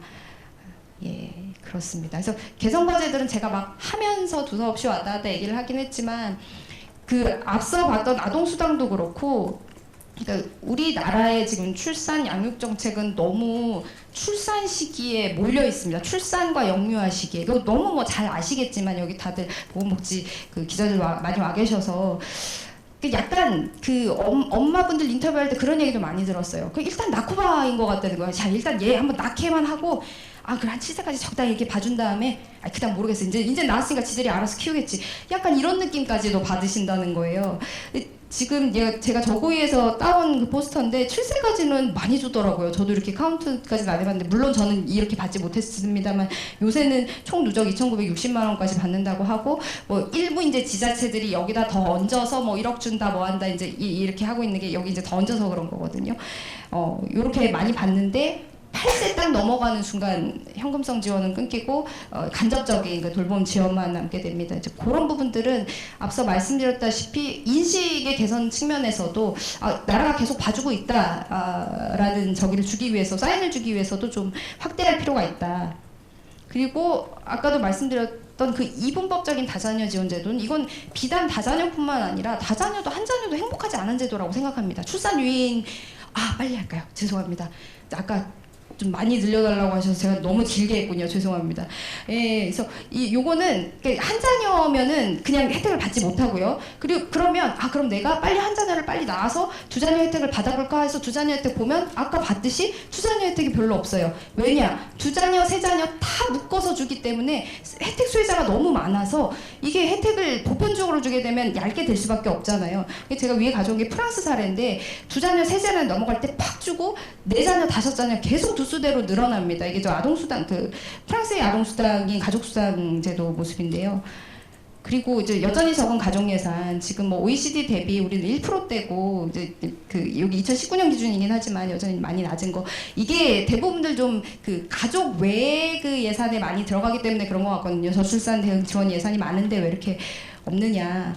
그리고 이건 조금 좀 부차적인 얘기일 수도 있습니다만 아이가 줄어들다 보니까 당연히 보육기간도 줄어들게 되고 그러면 접근성도 떨어지고 더 아이를 안 낳기 불편하니까 좀 안 낳게 되고 이런 부분들 개선이 필요하고 근로환경은 개선해야 됩니다. 빨리 해야 되니까 넘기겠습니다.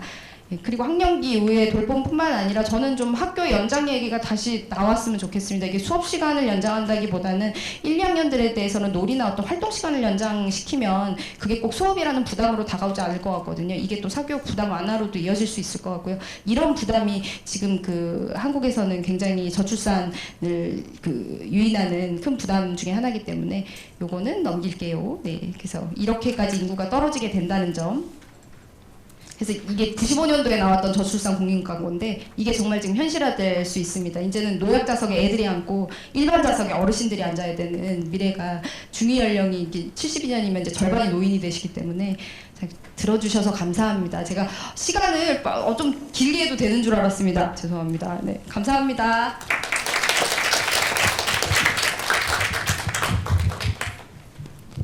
잘 들었습니다. 저희 아까 계산할 때는 시간에 여유가 좀 있다고 생각을 해서 했는데 의외로 말하다 보니까 이게 또 다 마이크 체질인지 잡으면 시간이 가는 줄 모르겠네요. 그럼 바로 이어가지고 저희가 일본 쪽 발제자 얘기를 좀 들어보도록 하겠습니다. 일본 상황 어떤지 저희 왜 9시 뉴스 보면 이제 뭐 도쿄 특파원 나와주세요 이렇게 하는데 그렇게 오다 마이코 니케이 크로스먼 편집위원님 모셔가지고 일본 사례 얘기 곧바로 이어서 들어보도록 하겠습니다. 안녕하세요。こんにちは、小田舞子と申します。よろしくお願いします。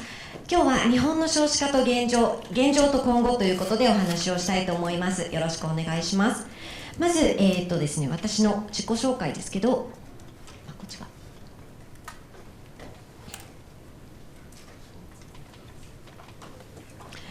ここですよね、押すの。ここ。こっちか、ソリー。はい、ありがとうございます。はい、自己紹介を簡単にしていきたいと思いますが、私はですね、日経クロスウーマンというウェブメディアの編集委員をしております。1978年に宮崎県というところで生まれまして、日本列島の九州ですね、宮崎で生まれて育ったのは日本の東北の方、北の方の岩手県というところです。東日本大震災で有名になってしまったんですけれども、そういったところで育っております。で、大学に入るまで子どもの頃からですね、自分の関心事はどうやったら国際平和が訪れるのか、どうして戦争って起こるんだろう、戦争のない世界がいいなと思ってですね、外交官になろうとか国連職員になろうと思って勉強していたんですけれども、大学を卒業するあたりからですね、いやいやまず世界を見る前に自分の国について知らなくてはと思って日経 BP に入りまして編集記者をしております。で、私の2001年からのキャリア23年ぐらいあるんですけれども、前半はですね、日経ビジネスとか日経ビジネスアソシエとかいったような男性読者、男性編集者、男性の取材者が多いような男性社会におりまして、でその後2013年からは日経デュアルという共働きの両親が読むようなウェブメディアの立ち上げからいてですね、そこからはずっと女性読者が多かったり、女性の記者が多かったり、女性の取材者が多いような職場にいたので、キャリアの前半と後半で結構違う世界を味わっているなと思います。ちなみに日経 BP どういう会社かというと、日本経済新聞社の 100% 子会社でございます。はい、で今はですね、その日経デュアルを筆頭に日経クロスウーマンという大きなメディアが日経 BP の中にできまして、女性のメディアなんですけれども、そちらで編集記者をしております。で記事を書いたりとかもしているんですけれども、事業も結構しておりまして、日経ウーマンエンパワーメントコンソーシアムというコンソーシアムの運営スタッフもしています。これは何かというと、日本の社会も今だいぶ変わってきてまして、女性活躍であるとか多様性を推進するということをもう頑張るぞという企業が手を挙げて参加している勉強会になります。で、今回のこのフォーラムをスポンサリングしている KPMG のコンサルティング部門がKPMG コンサルティングもこの日経ウーマンエンパワーメントコンソーシアムのメンバーとして一緒に勉強しております。今29社が国内で加盟しているというコンソーシアムになります。その他本もいろいろ書いており、書いたのは一冊なんですけれども、この打言辞典という本を書きました。これ2021年に出したんですけれども、ちょっと紹介したいなと思って申し上げます。これ基本的にジェンダーのジェンダーギャップといいますかにまつわることなんですが、打言辞典の打言っていうのは作った言葉です。定義を言いますと、女はビジネスに向かないのような思い込みによる発言、特に性別に基づくものが多い。で、相手の能力や個性を考えないステレオタイプな発言だが、言った当人には悪気がないことも多い。ということで、これをですね、SNS とインターネットでですね、あなたが言われた打言、言ってしまった打言を教えてくださいって言ってふうに集めたら、1200の打言が応募されてきたんですね。で、その中から400抜粋してですね、私がじゃあその背景にあるなんでこういう打言が生まれたのかっていうのを分析して書いているんですけれども、例えば6つのカテゴリーに分けてですね紹介しているんですけども、一つキャリア仕事能力というカテゴリーがあります。こんな感じでいっぱい打言がダダダダと載ってるんですけども、例えばですね、育児が大変なら他の部署に移動させてあげようかとか、子育て最優先だからこれ以上仕事しなくていいよとか、そういう言葉が出てきたり、あとはですね、子育てというカテゴリーでは、子供はパパに預けてるの？いい旦那さんだねってこれ言われたことありますかね。ママはやっているけれども誰も褒めない、当たり前っていうようなこの性別役割分業に関する言葉とかがすごく載っていて、今面白いことにですね、これで企業内研修とかやってます。自分の会社の打言辞典を作ろうみたいな感じでですね、そういうこともやったりとかしています。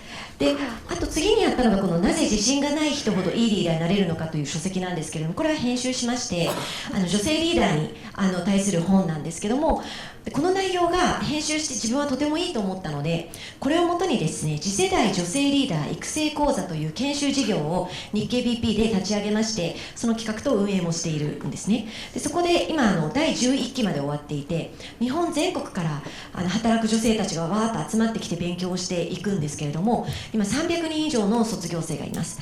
で、今日その話もちょこっとしようかなと思ってます。で、私は4人はいませんけれども3人子供がいまして、大学1年生と、高校1年生と小学2年生の3人の子供を持っております。で、夫が外科の医者をしておりまして、もうはっきり言ってワンオペレーションだったんですけれども、例えば最近なんかすごく彼がなんか変わってきて、今日も韓国に行ってこういうことをしていきたいというふうに言ったら、行ってらっしゃいっていうふうに言ってくれたりですね、さまざま最近なんか夫が変わってきていると思って、すごく嬉しい日々を送っております。で、今回の話ですけれども、合計特殊出生率、トータルファティリティレート、これは女性が1人当たり一生の間に産む平均子ども数、これが 2.07 人を上回れば人口は増大し、下回れば減少するということなんですが、先ほどのプレゼンにもありましたけれども、各国の合計特殊出生率はこんな感じでして、2023年ですと日本は 1.20、韓国は 0.72 で、フランス、スウェーデン、ドイツも高いって言っていますけれども、実はそこまで高くないんではないかと思ってまして、 1.68 とか 1.45、1.35、じゃあどういうところが高いのかというと、今の2023年はニジェール 6.82 でした。つまりどういう国かというと、たくさん産んでも子供が死んでしまうという環境にある国々が上の方に来ているということなんですね。なので韓国と同じように日本もなんでこういうことが起きたかっていうと、人口抑制をしなくてはならないという戦後の時代がありまして、そういった背景があってですね、減ってきている。で、結構面白い本があるので紹介したいんですけれども、日本経済新聞出版から出ている人口戦略法案という本がありまして、こちらはですね、内閣官房の参与社会保障人口問題を担当した山崎史郎さんという人が書いている本なんですが、ここで今日紹介しようと思ったのがこちらの文章です。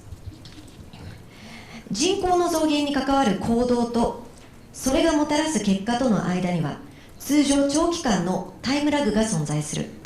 つまり私たちが直面している人口減少の状況はここ数年の短期間のうちに出来上がったものではなく、過去数十年前からの人々の結婚や出産といった行動が時間の経過とともに積み重なった結果として現れているものである。それゆえに人口減少の問題に対応するといってもかなりの部分は今更変えようがない過去の行動に縛られている。だから今私たちが問題について気づいて行動を変えても実態はすぐには良くならない。私たちの行動の結果が本格的に現れるのもこれから長期にわたって行動が積み重なった後の数十年先となるということで、今こうやって私たちが今話し合っていることっていうのは数十年先の未来のために非常に重要なのだというふうに思っています。で、次にですね、少子化がもたらすであろう問題、ごめんなさい、はい、少子化がもたらすであろう問題なんですけれども、大きく分けて2つ。1つが若年人口労働力の減少に伴う経済成長の鈍化、そして現行の年金制度の破綻、不安定化ですね。そしてですね、先ほど紹介した次世代女性リーダー育成講座の後にみんなで夜ご飯食べるんですけど、そこでですね、30代40代の働く女性の本音を聞いてきました。で、ある既婚30代、こういうふうに言ってました。今の日本で子供を持つのは無理。で、この人はメーカー勤務で、都心の住宅は高くて住めない。夫と2人仲良く暮らしている。子供は欲しいが、子供と暮らす広さの家は高くて手が届かない。駅まで遠いので車で移動したいが、車は高くて買えない。金銭面の不安に加え、仕事と育児の両立の大変さばかり聞こえてくる。周りも自分たちと同年代の夫婦プラスペットで幸せな家庭が多い。若手向けの住宅手当などがあれば状況は変わるかもしれないと言っていました。で、これがですね、日本の家賃がどんどん上がっていくというのが左側のグラフ、赤い線で、右側のグラフは賃金なんですけど、太線が下になみなみなってますが、あれが日本の賃金で全然賃金が上がってないんですね。で、ちょっと気になるのが縦にビヨーンって上がってる点線が韓国の賃金が上がってるって出てるんですけど、これは本当なのかっていうのもちょっと聞いてみたいなというふうに思いました。で、もう一人ですね、40代の女性に聞きました。この方も未婚で生涯一人で暮らすと断言していました。この人メーカー勤務です。生涯一人で暮らすと決意し、先日マンションを購入したばかり。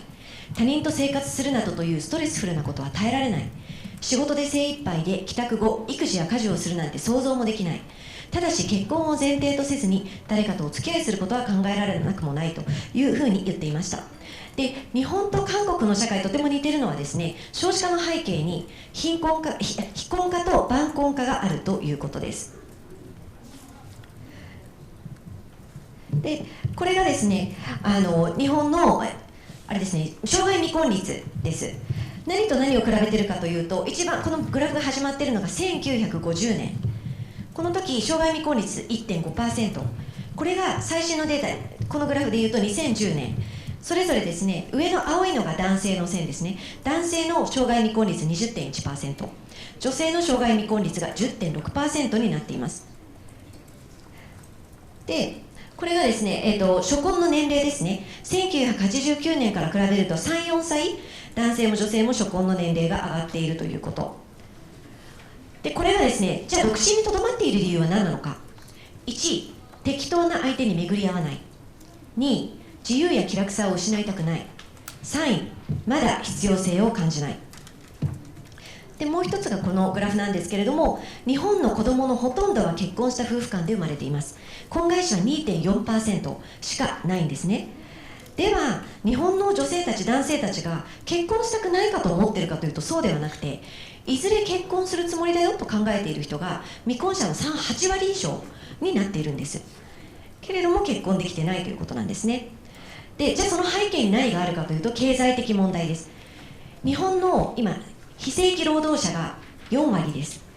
で、非正規労働者の所得は正規労働者の6割です。つまりお金がなくて結婚できないという実態があります。また、女性がすごく働き出して稼ぎ出したということで、女性ってまだまだですね、女子上昇婚っていうんですけども、自分よりも年収の高い男性と結婚したがるという、ある傾向があるので、そうじゃない男性が増えてきているっていうようなところもあってですね、できなくなっている。あともう一つあるのが、男女交際の活発化を直接の原因とする恋愛結婚システムの変化。つまり昔は例えば男性と女性が仲良くお付き合いするのは結婚を前提としないと許されなかったとかあったんですけども、今はどんどんそこが自由化したためにですね、いいんですけれども結婚が少なくなった。そしてあとは恋愛結婚が増えてお見合い結婚が減っている。この赤いラインが恋愛結婚です。でさらにですね、こちら韓国の資料ないかもしれないんですけれども、今政府がすごく力を入れようとしているのが男性育休ですね。で育児休業を取得しないといけない。これ何かっていうと、性別役割分業を壊さないことにはやはり日本の人口は上がらない。つまり韓国も日本もそうなんですけれども、長時間残業なんですよ。長時間残業で、かつ私もそうですが、長時間残業した後に家に帰ると家事育児をするのは女性、男性がやっている家事育児の分量の5倍も女性は毎日やってるんですよね。っていうのがあってですね、そんなことしてるから子供生まれなくなっちゃうんです。ということで今日本の法律では、これから男性会社員がですね、僕子供が生まれるんですと言ったら、会社が育休取るよね、男性育休取ってねって言わなくちゃいけないというとこが義務になっています。まだ男性育休取得は義務ではないんですね。けど取ってねって言わなきゃいけないのが義務化されています。でこれもちょっと韓国のデータがなくて恐縮なので、興味があったらまた後ほどという感じなんですけれども、これは育児休業制度で、いろんな人に聞いてもですね、日本のこの育休制度ってものすごく今充実しています。で男性育休だけではなくて産後パパ育休という新しい制度もできてですねおりまして、これが何をもたらしているかというと、今若年男性の8割が僕は育休を取得したい将来というふうに言っています。これは私が若手だった時では考えられないですね。私の夫は全然育休を取っていません。これが男性育休取得率なんですけれども、前はとても低かったんです。 0.12% しかなかったのが去年初めて3割を超えました。 30.1%。 これものすごい日本変わってきていると思います。で、その長さも良くてですね、1ヶ月以上3ヶ月未満が最大になっているということで、ただしここには一つポイントがありまして、先日取材をしたらですね、ある男性教授が言っていたんですけれども、男性育休を男性が取ったからといってそれが性別役割分業の会社につながるかどうかっていうのはまた別問題だと。なぜかというと、日本の場合男性と女性が同時に育休を取れるんですよ。何が起きるか分かりますか？家の中で休んでいるのはパパだけっていう状態になるわけですね。なので結局家事育児やらないんですよ。なので分かんないですよ、やってる男性もたくさんいると思います。で例えばこれをスウェーデンのように女性が仕事に出ている時じゃないと、もしくは育休を取っていない時でないと男性育休取れないっていう、交代で取るよっていう制度にしないとあんまり意味がないんじゃないかなっていうふうにその先生は言っていたんですけど、これから日本の制度がどういうふうに変わるかなっていうようなところだと思います。で日本の0から4歳の人口が減ってるっていうのがこのグラフなんですけれども、これ統計調査からあります。でこれ自治体ごとに見るとですね、兵庫県明石市0歳4歳人口上がってます。でこの背景には何があるかなって調べてみると、子どもを核としたまちづくり、子育て支援の5つの無料化、例えば子ども医療費の無料化、初めてですね、高校3年生まで医療費が無料、第2子以降の保育料の完全無料化、0歳児の見守り訪問でおむつ定期便、おむつがタダで届くっていうかね、あと中学校の給食費が無償、公共施設の入場料が無料、こういったような無料化もあるんです。ただこれだけが効いてるとは私は思わないんですね。例えば神戸だとか梅田とか、そういう関西の都心に電車で20分とか40分ですぐ行けるという利便性であるとか、学校や図書館も多いとか、手頃な価格で住宅が買えるとかですね、そういったさまざまな付随要素があってこの人口が伸びているので、お金を上げたからすぐ人口が伸びるというそういう問題ではないというふうに思います。でここで紹介したいのが企業の事例です。伊藤忠商事、東京大阪に拠点を持っている商社です。ここでは2021年度の社内出生率が 1.97 に上がったんですね。で10年前は 1.0 以下だった。そうです。じゃあ何が効いたのかというと、朝型勤務、これは午前5時から8時に就業をスタートする代わりに午後8時以降の残業を原則禁止にしたんです。つまりこれでどういう生活が可能になったかというと、子どもの朝の支度は夫に任せて、妻は午前6時に仕事を開始する、午後4時過ぎに仕事を終えて会社を出る、6時に子どもとご飯を食べて入浴をする、するとそこに同じ会社で働く男性の夫が帰ってくる。つまりどういうことかというと、夫婦が家で過ごす時間が増える。これはまあ出生率上がりますよね。出生率上げるためにはそれは非常に必要だということです。で次がですね、これは大きな企業だけじゃなくて小さな会社もやっています。これ私取材しました藤原テクノアートという岡山県にあります小さな会社、150人規模の会社です。ここでも大事なことです。人事制度を変えて勤務時間の長さではなくて仕事の中身で評価するようになった。韓国ではどうですか？日本ではまだまだ残業時間が長い人が出世します。ここはポイントだと思います。そして朝8時から午後4時45分が定時なんですけれども、定時退社する社員が増加した。これさっきの伊藤忠商事と同じことですね。で社員の出産が増加したというふうに言っていました。その他日本23年4月に子ども家庭庁を発足したり、あと6月に子ども未来戦略方針を出したりとかして、一生懸命ですね人口を増やそうとしてます。でここからがちょっと字が小さいのでもうざっざといきますけれども、出生率を上げるために政府や東京都もさまざまな施策をしています。例えば国がやっていることは、不妊治療の保険適用、卵子凍結費用の助成、凍結卵子を使用した生殖補助医療への助成、またですね保育料の無償化、これは3歳から5歳の保育料無償化ですね。まだ0から2歳は有料です。で東京都は第2子の保育料を無償化したり、多子世帯の保育料を無償化したりしています。でこれ今後の話ですが、東京都は第1子から保育園を無料にしようと言っていますし、国は経済的に困難な人の大学進学に関しては大学無償化をしています。で2025年からは所得制限なしで3人以上の子どもを扶養している世帯は大学が無償化する予定です。で次がですね、国による子育て次です。経済的支援、妊娠届けると5万円もらえるとか、韓国とは全然比にならないくらい多分額が小さいと思うんですけれども、こういったものがちょこちょこあったりですね。あと2026年からは子ども誰でも通園制度、今までは働いている両親がいないと保育園って通わなかったんですが、そういう条件関係なく保育園に通えるようになります。そして育児休業中の給付率、お金を10割相当に引き上げられます。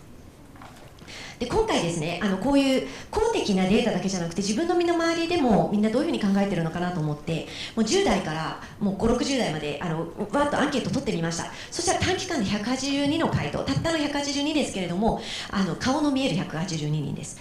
でここで私がいろいろ見てですね思ったのが、子供が欲しいと思うかというクエスチョンに対して19歳以下は 61.5% が子供が欲しいというふうに言っていたけれど、20歳以上になると 13.9 ポイント下がるんですね。つまり社会に出ると子供欲しい気持ちがなくなっていく。つまりやっぱり社会に問題があるということ。ただ希望は子供たちは子供が欲しいと思っているということだと思っています。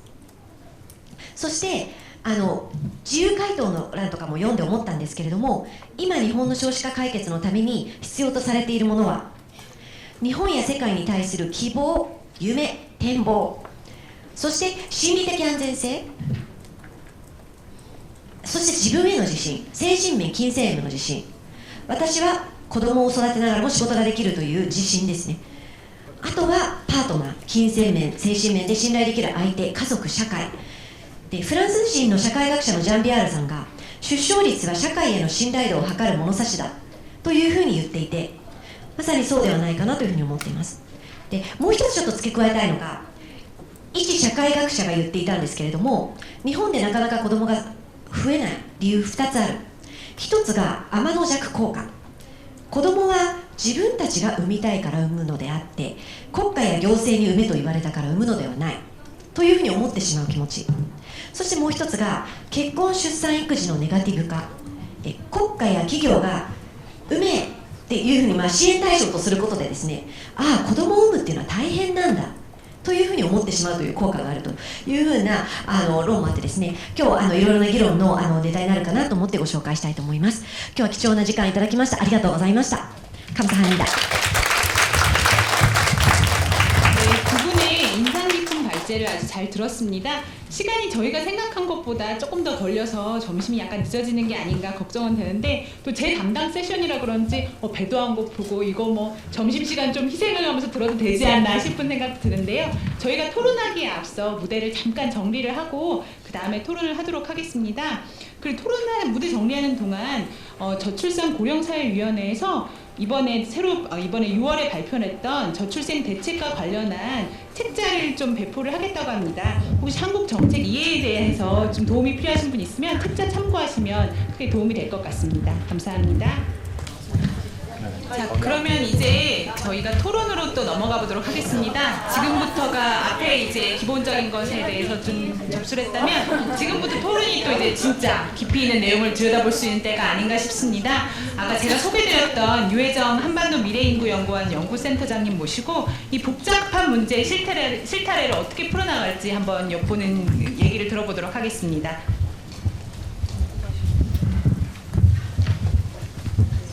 네, 안녕하십니까. 한반도 미래인구연구원의 유혜정입니다. 오늘 귀한 자리에 초대해 주셔서 감사의 말씀부터 드립니다.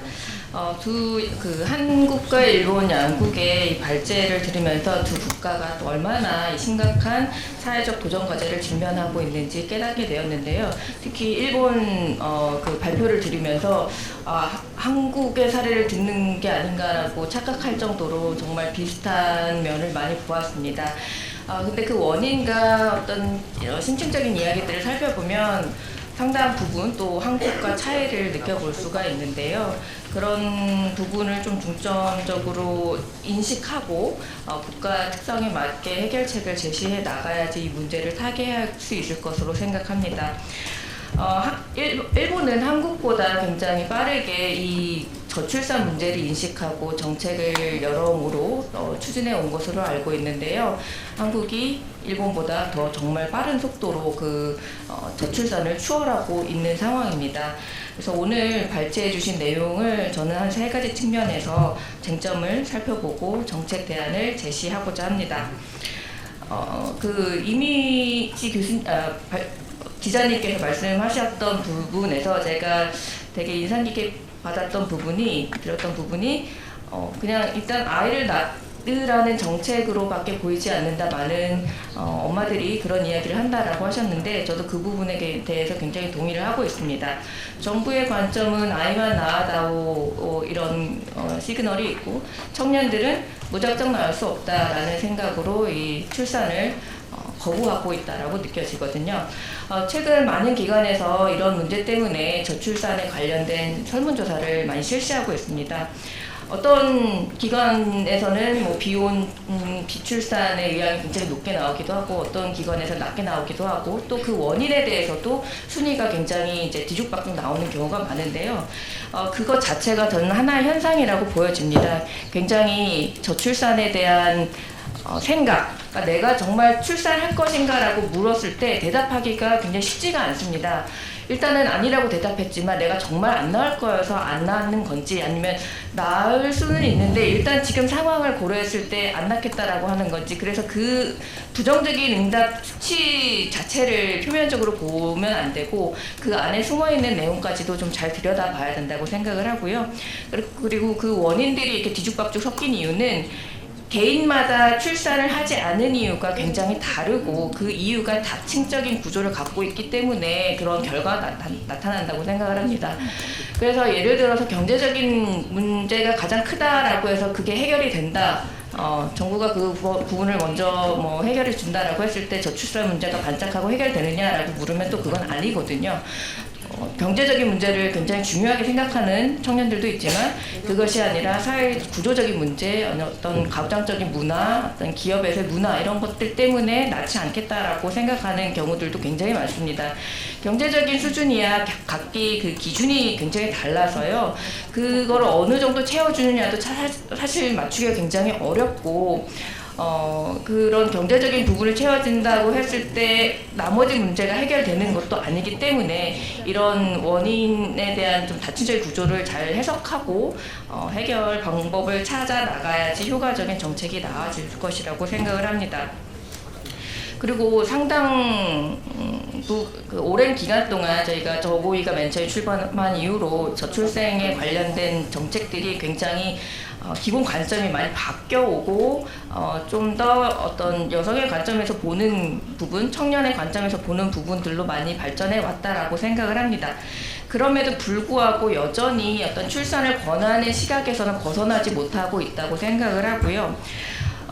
그렇기 때문에 청년들이 어떤 정책이 새롭게 제시가 돼도 움직이지 않는다고 생각합니다. 특히 여성들 경우에는 이런 출산 지향적인 출산 권하는 그런 정책들이 나왔을 때 내가 뭐 이 돈을 준다고 나을 것인가라고 이제 반문을 하기도 하고요. 그리고 아까 발제에서도 들었지만 굉장히 오랜 기간 동안 자녀를 교육하고 그 육아 기간 동안에 어떤 바르게 클 수 있도록 책임져야 하는 기간들이 10년 이상 계속되는데도 불구하고 많은 것들이 그냥 출산에 집중되어 있다라는 인상을 지울 수는 없습니다. 많이 이게 정부 입장에서도 노력을 하고 있고 이런 부분을 잘 알고 있다라고 생각을 하지만 또 실제로 이 정책을 받아들이는 청년들 입장에서는 그런 한계를 느끼고 있다라는 점을 말씀을 드립니다. 그리고 물론 이제 현금성 지원이 필요한 부분들이 굉장히 많습니다. 현금성 지원의 금액도 늘려야 되는 부분들도 중요하지만 그게 주어졌을 때 현금성 지원이 늘어났을 때 사실 나머지 서비스 비용 자체가 같이 늘어나는 부분들도 고민을 해봐야 되거든요. 그런 의미에서 공공산후조리원이 굉장히 인기가 있긴 한데 산후조리 비용을 준다고 했을 때 그냥 사회 전반적인 사회 그 조리 서비스 비용이 굉장히 같이 증가하기 때문에 그런 부분들도 같이 고려를 해줘야 된다라는 게 실제 이용자들 입장에서의 불만 사항이기도 하고요. 질적인 부분에서 당연히 고민이 되어야 될 거라고 생각을 합니다. 특히 주택에 대한 지원 수요가 굉장히 높긴 한데요. 이 주택에 대한 지원책이 굉장히 많이 마련됐음에도 불구하고 워낙 이 주택 시장의 시장가가 뭔가를 넘기에는 극복하기에는 높은 가격으로 형성이 되어 있기 때문에 지원책이 청년들에게는 그렇게 와닿지 도움이 되는 정책으로 와닿지는 못하는 거고 주택 정책이 뭐 전세 자금이라던가 구입 자금에 대해서 지원을 한다 하더라도 그 다음 단계에서 주택 시장에서의 어떤 사회 안정망이 이렇게 구축이 되어야 되는데 일단 주택에 대해서는 우리 LH를 통해서도 뭐든 이제 청년들 집 마련할 수 있게 도와줄게라고 하지만 요즘 많이 이야기되고 있는 전세 사기 같은 일들이 계속 발생한다면 그런 지원에도 불구하고 청년들은 여전히 불안에 떨 수밖에 없고 이게 과연 내가 나중에 가족을 가졌을 때 문제없이 가족을 건강하고 안전하게 보듬을 수 있을까라고 물어보면 또 그렇지 않을 수 있다라는 거를 사회가 많이 보여주고 있는 것 같습니다. 그런 부분에서 사회적 안전망이 좀 많이 더 좀 취약한 부분들을 많이 개선해 나가야 된다. 그런 부분들이 병행되어야 된다라고 생각을 하고요. 그런 의미에서 부동산 시장이 아무리 청년들을 위해서 보조나 지원이 확대된다고 해도 그 이후의 것들이 병행되지 않는다면 그것은 큰 의미는 없을 것이다라고 저는 생각을 하고 있습니다. 다음에 저출생 현상에 대해서 이 책임을 청년들에게 묻는 사람들이 굉장히 많습니다. 물론 출산을 하는 당사자이기 때문에 그 청년들에게 왜 낳지 않느냐 너무 이기적이다라고 이야기를 하고 있지만 사실 이 청년들의 내면에는 이거를 뭐 자유로운 삶을 추구하고 뭐 비혼이 유행이니까 나도 따라야지 이런 유행을 좇는 그런 결과라고 보여지진 않거든요.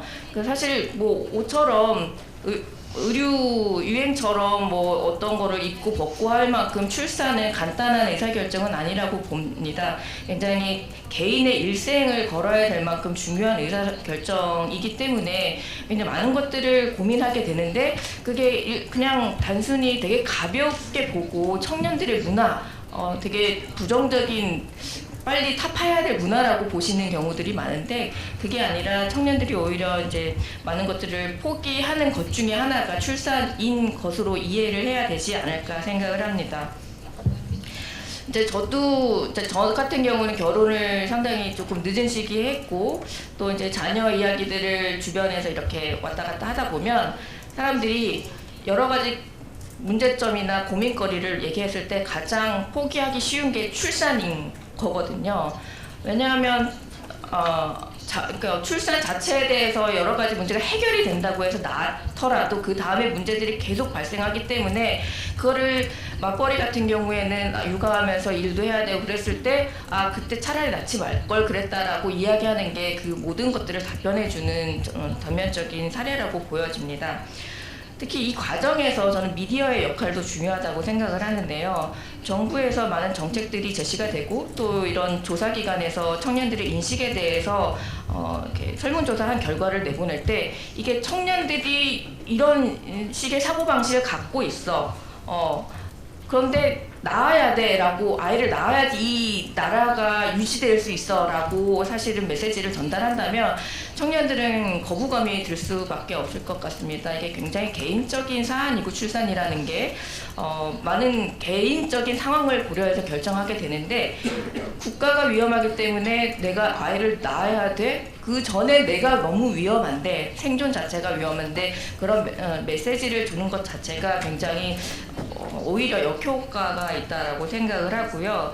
그 전에 어떤 출산을 권하는 사회가 아니라 다양한 형태의 가족을 존중하고 여러 선택지 중에서 자녀를 낳았을 때의 이로움을 공유할 수 있는 사회가 되어야지 무조건적으로 이렇게 자녀가 이렇게 요즘 방송을 보면 알겠어요. 이렇게 직접적으로 이야기를 하면 거부감이 있다라는 걸 알면서 우회적으로 표현을 하고 있지만 결국은 메시지가 아이를 낳아라로 사실은 들어오거든요.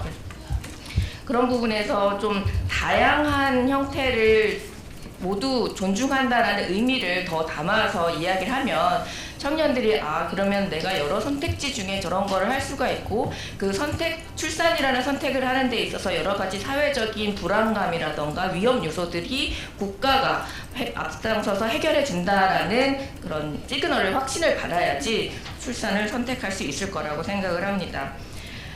그런 의미에서 이런 국가의 정부 저출산 대응 정책이 사실은 굉장히 청년들 세대에서도 갈등이 많이 있습니다. 이거를 내가 낸 세금으로 왜 나는 낳지도 않는 자녀를 위해서 내 세금을 써야 되냐라는 측면도 있고 또 아이를 많이 갖고 낳아서 가정을 꾸리는 그런 부모 입장에서는 너무 비용이 많이 들기 때문에 국가가 지원해 주는 게 필요하고 사회에서 어떤 자녀를 양육하는 것에 대한 책임의식을 같이 하고 있기 때문에 그 부분에 대해서는 도와주는 것이 굉장히 의미가 있다라고 생각하지만 이 부분에 있어서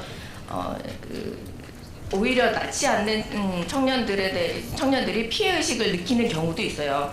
그래서 이런 출산 지원에 대한 그 사회적 합의를 좀 이끌어내야 되지 않을까. 그냥 국가가 위험하니까 우리가 세금을 쓴다라는 개념보다는 그 세금이 어떤 의미를 갖고 있는지 왜 필요한지에 대한 좀 사회적 공론화를 시켜서 저항감을 줄여야 정책의 효과에 있어서도 큰 도움이 될 것이라고 생각을 합니다.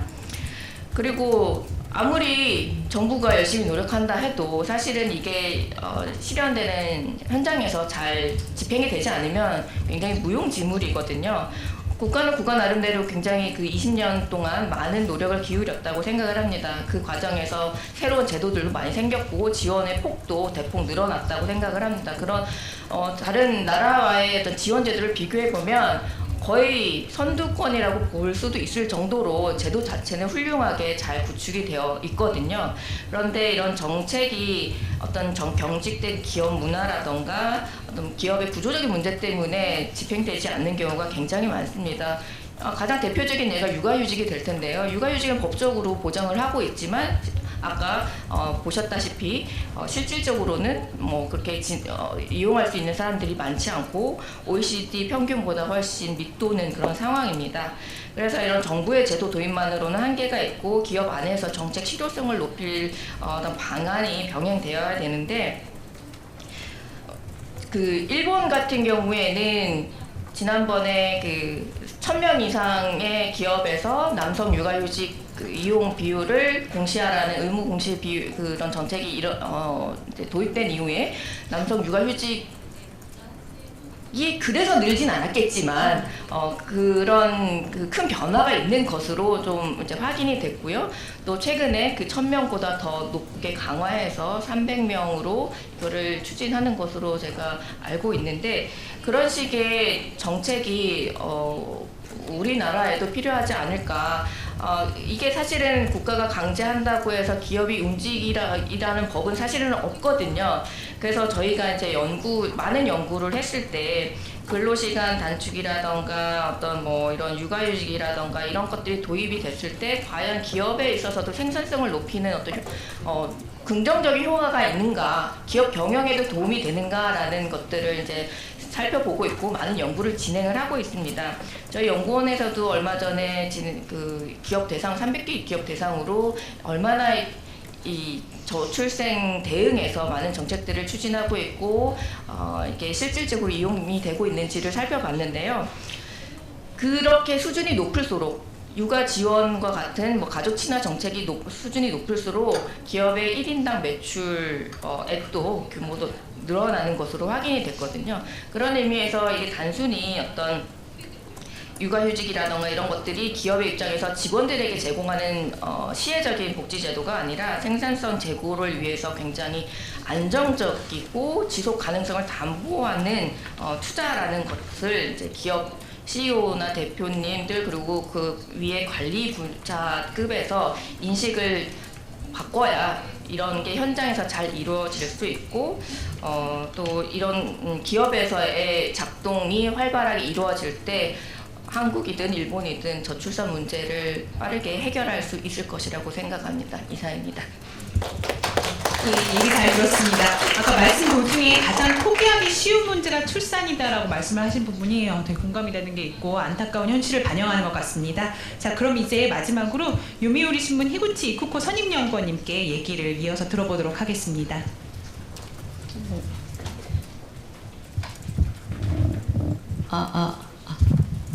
안녕하십니까. 皆さんこんにちは。読売新聞の樋口と申します。よろしくお願いいたします。私はですね、お手元の資料には研究員っていうふうになってると思うんですけれども、実はこの4月まで30年間ずっと記者職でして、少子化についてはかれこれ10年以上取材をしていろいろな記事を書いてきました。ですから少子化に関してはいろいろと話したいこといっぱいあるんですけど、今日はまあ時間も限られているのですごくかいつまんでお話しできればなというふうに思っております。で先ほど小田さんのプレゼンで日本の少子化の現状とかいろいろ対策なんかも非常に丁寧になされていたと思いますので、私そこの部分ちょっとはしょりますが、私の主張についてはそのお手元の資料の韓国語だと47ページで日本語だと49ページに書いてあって、ここに少子化の本当に短い歴史とか今までの政府の政策の実績とかそういったことも書かれておりますので、数字なんかはそこのところをちょっと参考にしていただけたらなというふうに思います。でちょっとさっきの小田さんのちょっとプレゼント食い違った部分で言うと、育児休業中の給付金の話なんですけれども、小田さん、現在手取りの 80% ぐらいでって言って、私のところに 67% とあるんですけど、これはどういうことかと言いますと、給付金が賃金の 67% もらい、なおかつ育児休業期間中は社会保険料がかからないので、実質的に 80% ぐらいが担保されていると、そういう意味というふうに考えいただければと思います。であとですね、給付金の話、経済支援で言いますと、先ほどの話も出ました妊娠届を出すと5万円、それから子どもの出生届を出すと5万円、計10万円もらえるっていうのは、これは比較的新しくて2022年10月の補正予算で導入された出産子育て応援給付金というものです。でそれで他にですね、1回出産すると50万円の一時金がもらえるっていうのは、これは日本は出産が健康保険適用ではないので、病院に行って入院して出産するとものすごくお金がかかるので、その分をそれぞれの妊婦が加入している、あるいは妊婦の夫が加入している健康保険から一時金として支払われると。大体これは入院代で全部消えてしまいます。入院代の足が出るぐらいです。という違いがあります。でですね、日本がですね最後に出生率2を超えたのは1974年の 2.05 で、その翌年からずっと2を下回るっていう状況が続いています。で50年間ずっと少子化が続き、で政府が最初に総合的な少子化対策っていうのを策定したのが1994年のエンジェルプランで、これで、保育の定員を増やそうとか仕事と育児を両立できるような雇用環境を整備しようみたいな対策がいろいろ出てきました。で対策長いこと取っている割にはあんまり全然改善してないんですけど、一応実績として申し上げますと、例えば保育所の定員ですね、保育園に預けることができる子どもの数は過去10年間で60万人近く増えているということがあります。であと先ほどの話にもあった育児休業中の給付金も上がってきて、育休制度はかなり世界でもトップレベルぐらいに整備されたというふうに言えます。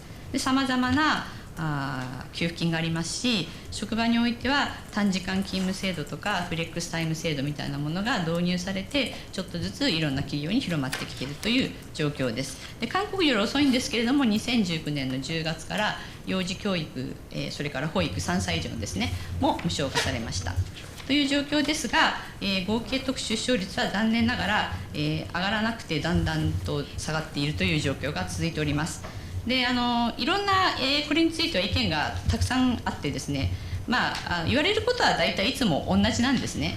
で私もいろんな人の議論話を聞いてると、大体そこに書いた3つの要因かなと思って、1つが未婚化の進展、さっき小田さんが細かく説明していただいた結婚しない人が増えているという状況があります。でもう1つ、子育て費用の高騰、これはですねもう韓国の方に説明する必要ないと思うんです。子供1人育てるのに特に教育費ですねものすごくかかるから、2人3人目はちょっと無理ですっていうような状況になっている。で3つ目も、これも改めて説明する必要もないんですけど、やっぱり性別による役割分業意識みたいなもの、男性は外で働いて女性は家で家事、それから子育て、それから、老人介護をやるみたいな、意識がいまだに社会に根強いということがあります。で私昨年、春から今年の春にかけて生活部というところにいて、読売新聞の生活面暮らし面で少子化に関する連載をやりまして、それはどういう連載かといいますと、そこに書いてあります少子化私のリアルといって、有識者とかそういう人たちではなくて、有名人とかではなくて、一般の子育てしている人たちが今日本の少子化の現状とか子育ての大変さについてどういうことを考えているかっていう声を取材して、我々取材チームを組んで1年間で合計100人ぐらいの人の話を聞いて、そのうち8割が女性なんですけれど、それを月に1回紙面で紹介していったという企画なんですね。でそれを読みますとですね、取材のメモが、記者からいっぱい上がってくるんですけど、みんな女性が口々に言うのがやっぱり一人で子育てしてるっていう状況ですかね。で夫はもう仕事でいつも家にいないんです、土日も下手すると仕事なんですっていうような状況で、みんな自分も仕事してるにもかかわらず育児を担って非常に辛い思いをしているという状況です。で日本では一人で子育てすることをワンオペレーション、ワンオペっていうふうに言ってるんですけども、ワンオペの育児が本当に辛いと、もう子供1人で2人目なんてとっても考えられませんみたいな話はネットを見ると本当に溢れているぐらい、それぐらい女性に負担が偏っているという現状があります。でここの部分がやっぱりなんだかんだ言って一番重要なところであり、また一番解決が難しいところかなと私は思っております。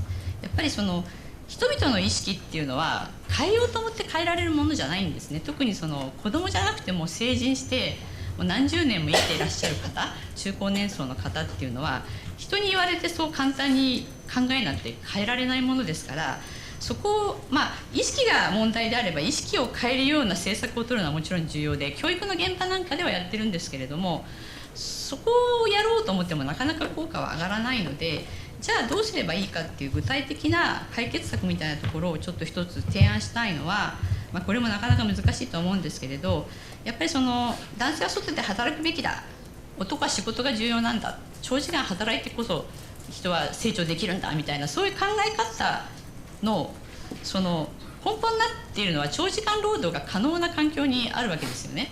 で残業規制なんかもちろんあるのに守ってない企業もたくさんあるし、その法律自体に特例っていう抜け穴がたくさんあったりするので、そこの穴をまず塞いでいったらどうかというようなことが言えるかと思います。でそこにちょっといろんな声を紹介してあるところ後で読んでいただければと思うんですけれども、特に若い男性30代以下の男性は自分ももうちょっとこう子育てやったり家事やったり、もう奥さん大変だからやりたいんだけど、でも職場がそれを許してくれない雰囲気があるっていうところがあるので、やっぱりそこはですね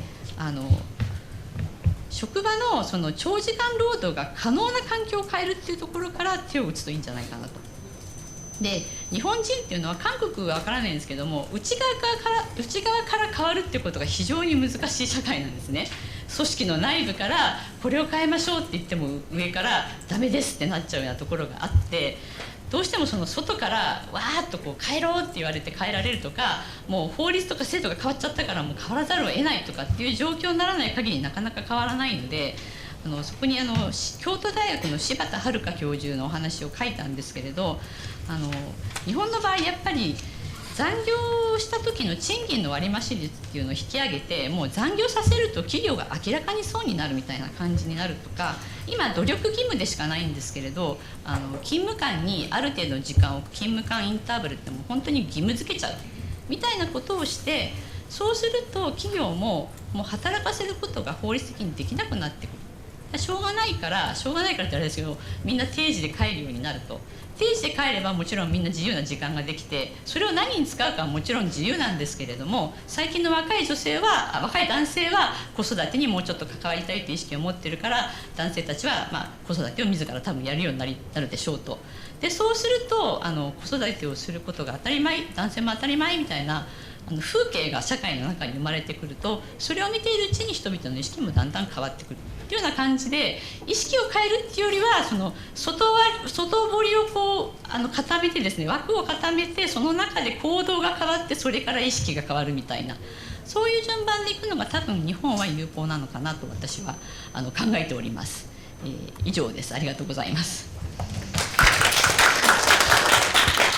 네, 좋은 말씀 잘 들었습니다. 저희 원래 계획은 굉장히 원대하게 세워서 깊이 있는 논의와 대담까지 진행해보고 싶었는데 시간상의 문제로 여기서 좀 일부를 생략하고 마무리 지어야 할 것 같습니다. 너무 아쉬워서 사실 내년에 이분들 모시고 또 다시 2차 행사를 해야 되나라는 생각도 드는데, 저희가 아쉬움을 남기는 부분은 점심 먹고 그 다음에 2부와 3부에서 또 답을 주실 거라고 생각을 합니다. 들어주셔서 정말 감사합니다. 네, 1부 세션 발제자 토론자님 모두 고생하셨고요. 정말 말씀드린 것처럼 당초 예정된 시간보다 약 30분이 딜레이가 됐습니다. 많이 시장하시죠? 자, 지금부터 점심시간 이 자리에서 진행이 되고요. 맛있게 환담도 나누시면서 맛있게 식사하시고 2시부터 오후 세션 이어가겠습니다. 감사합니다.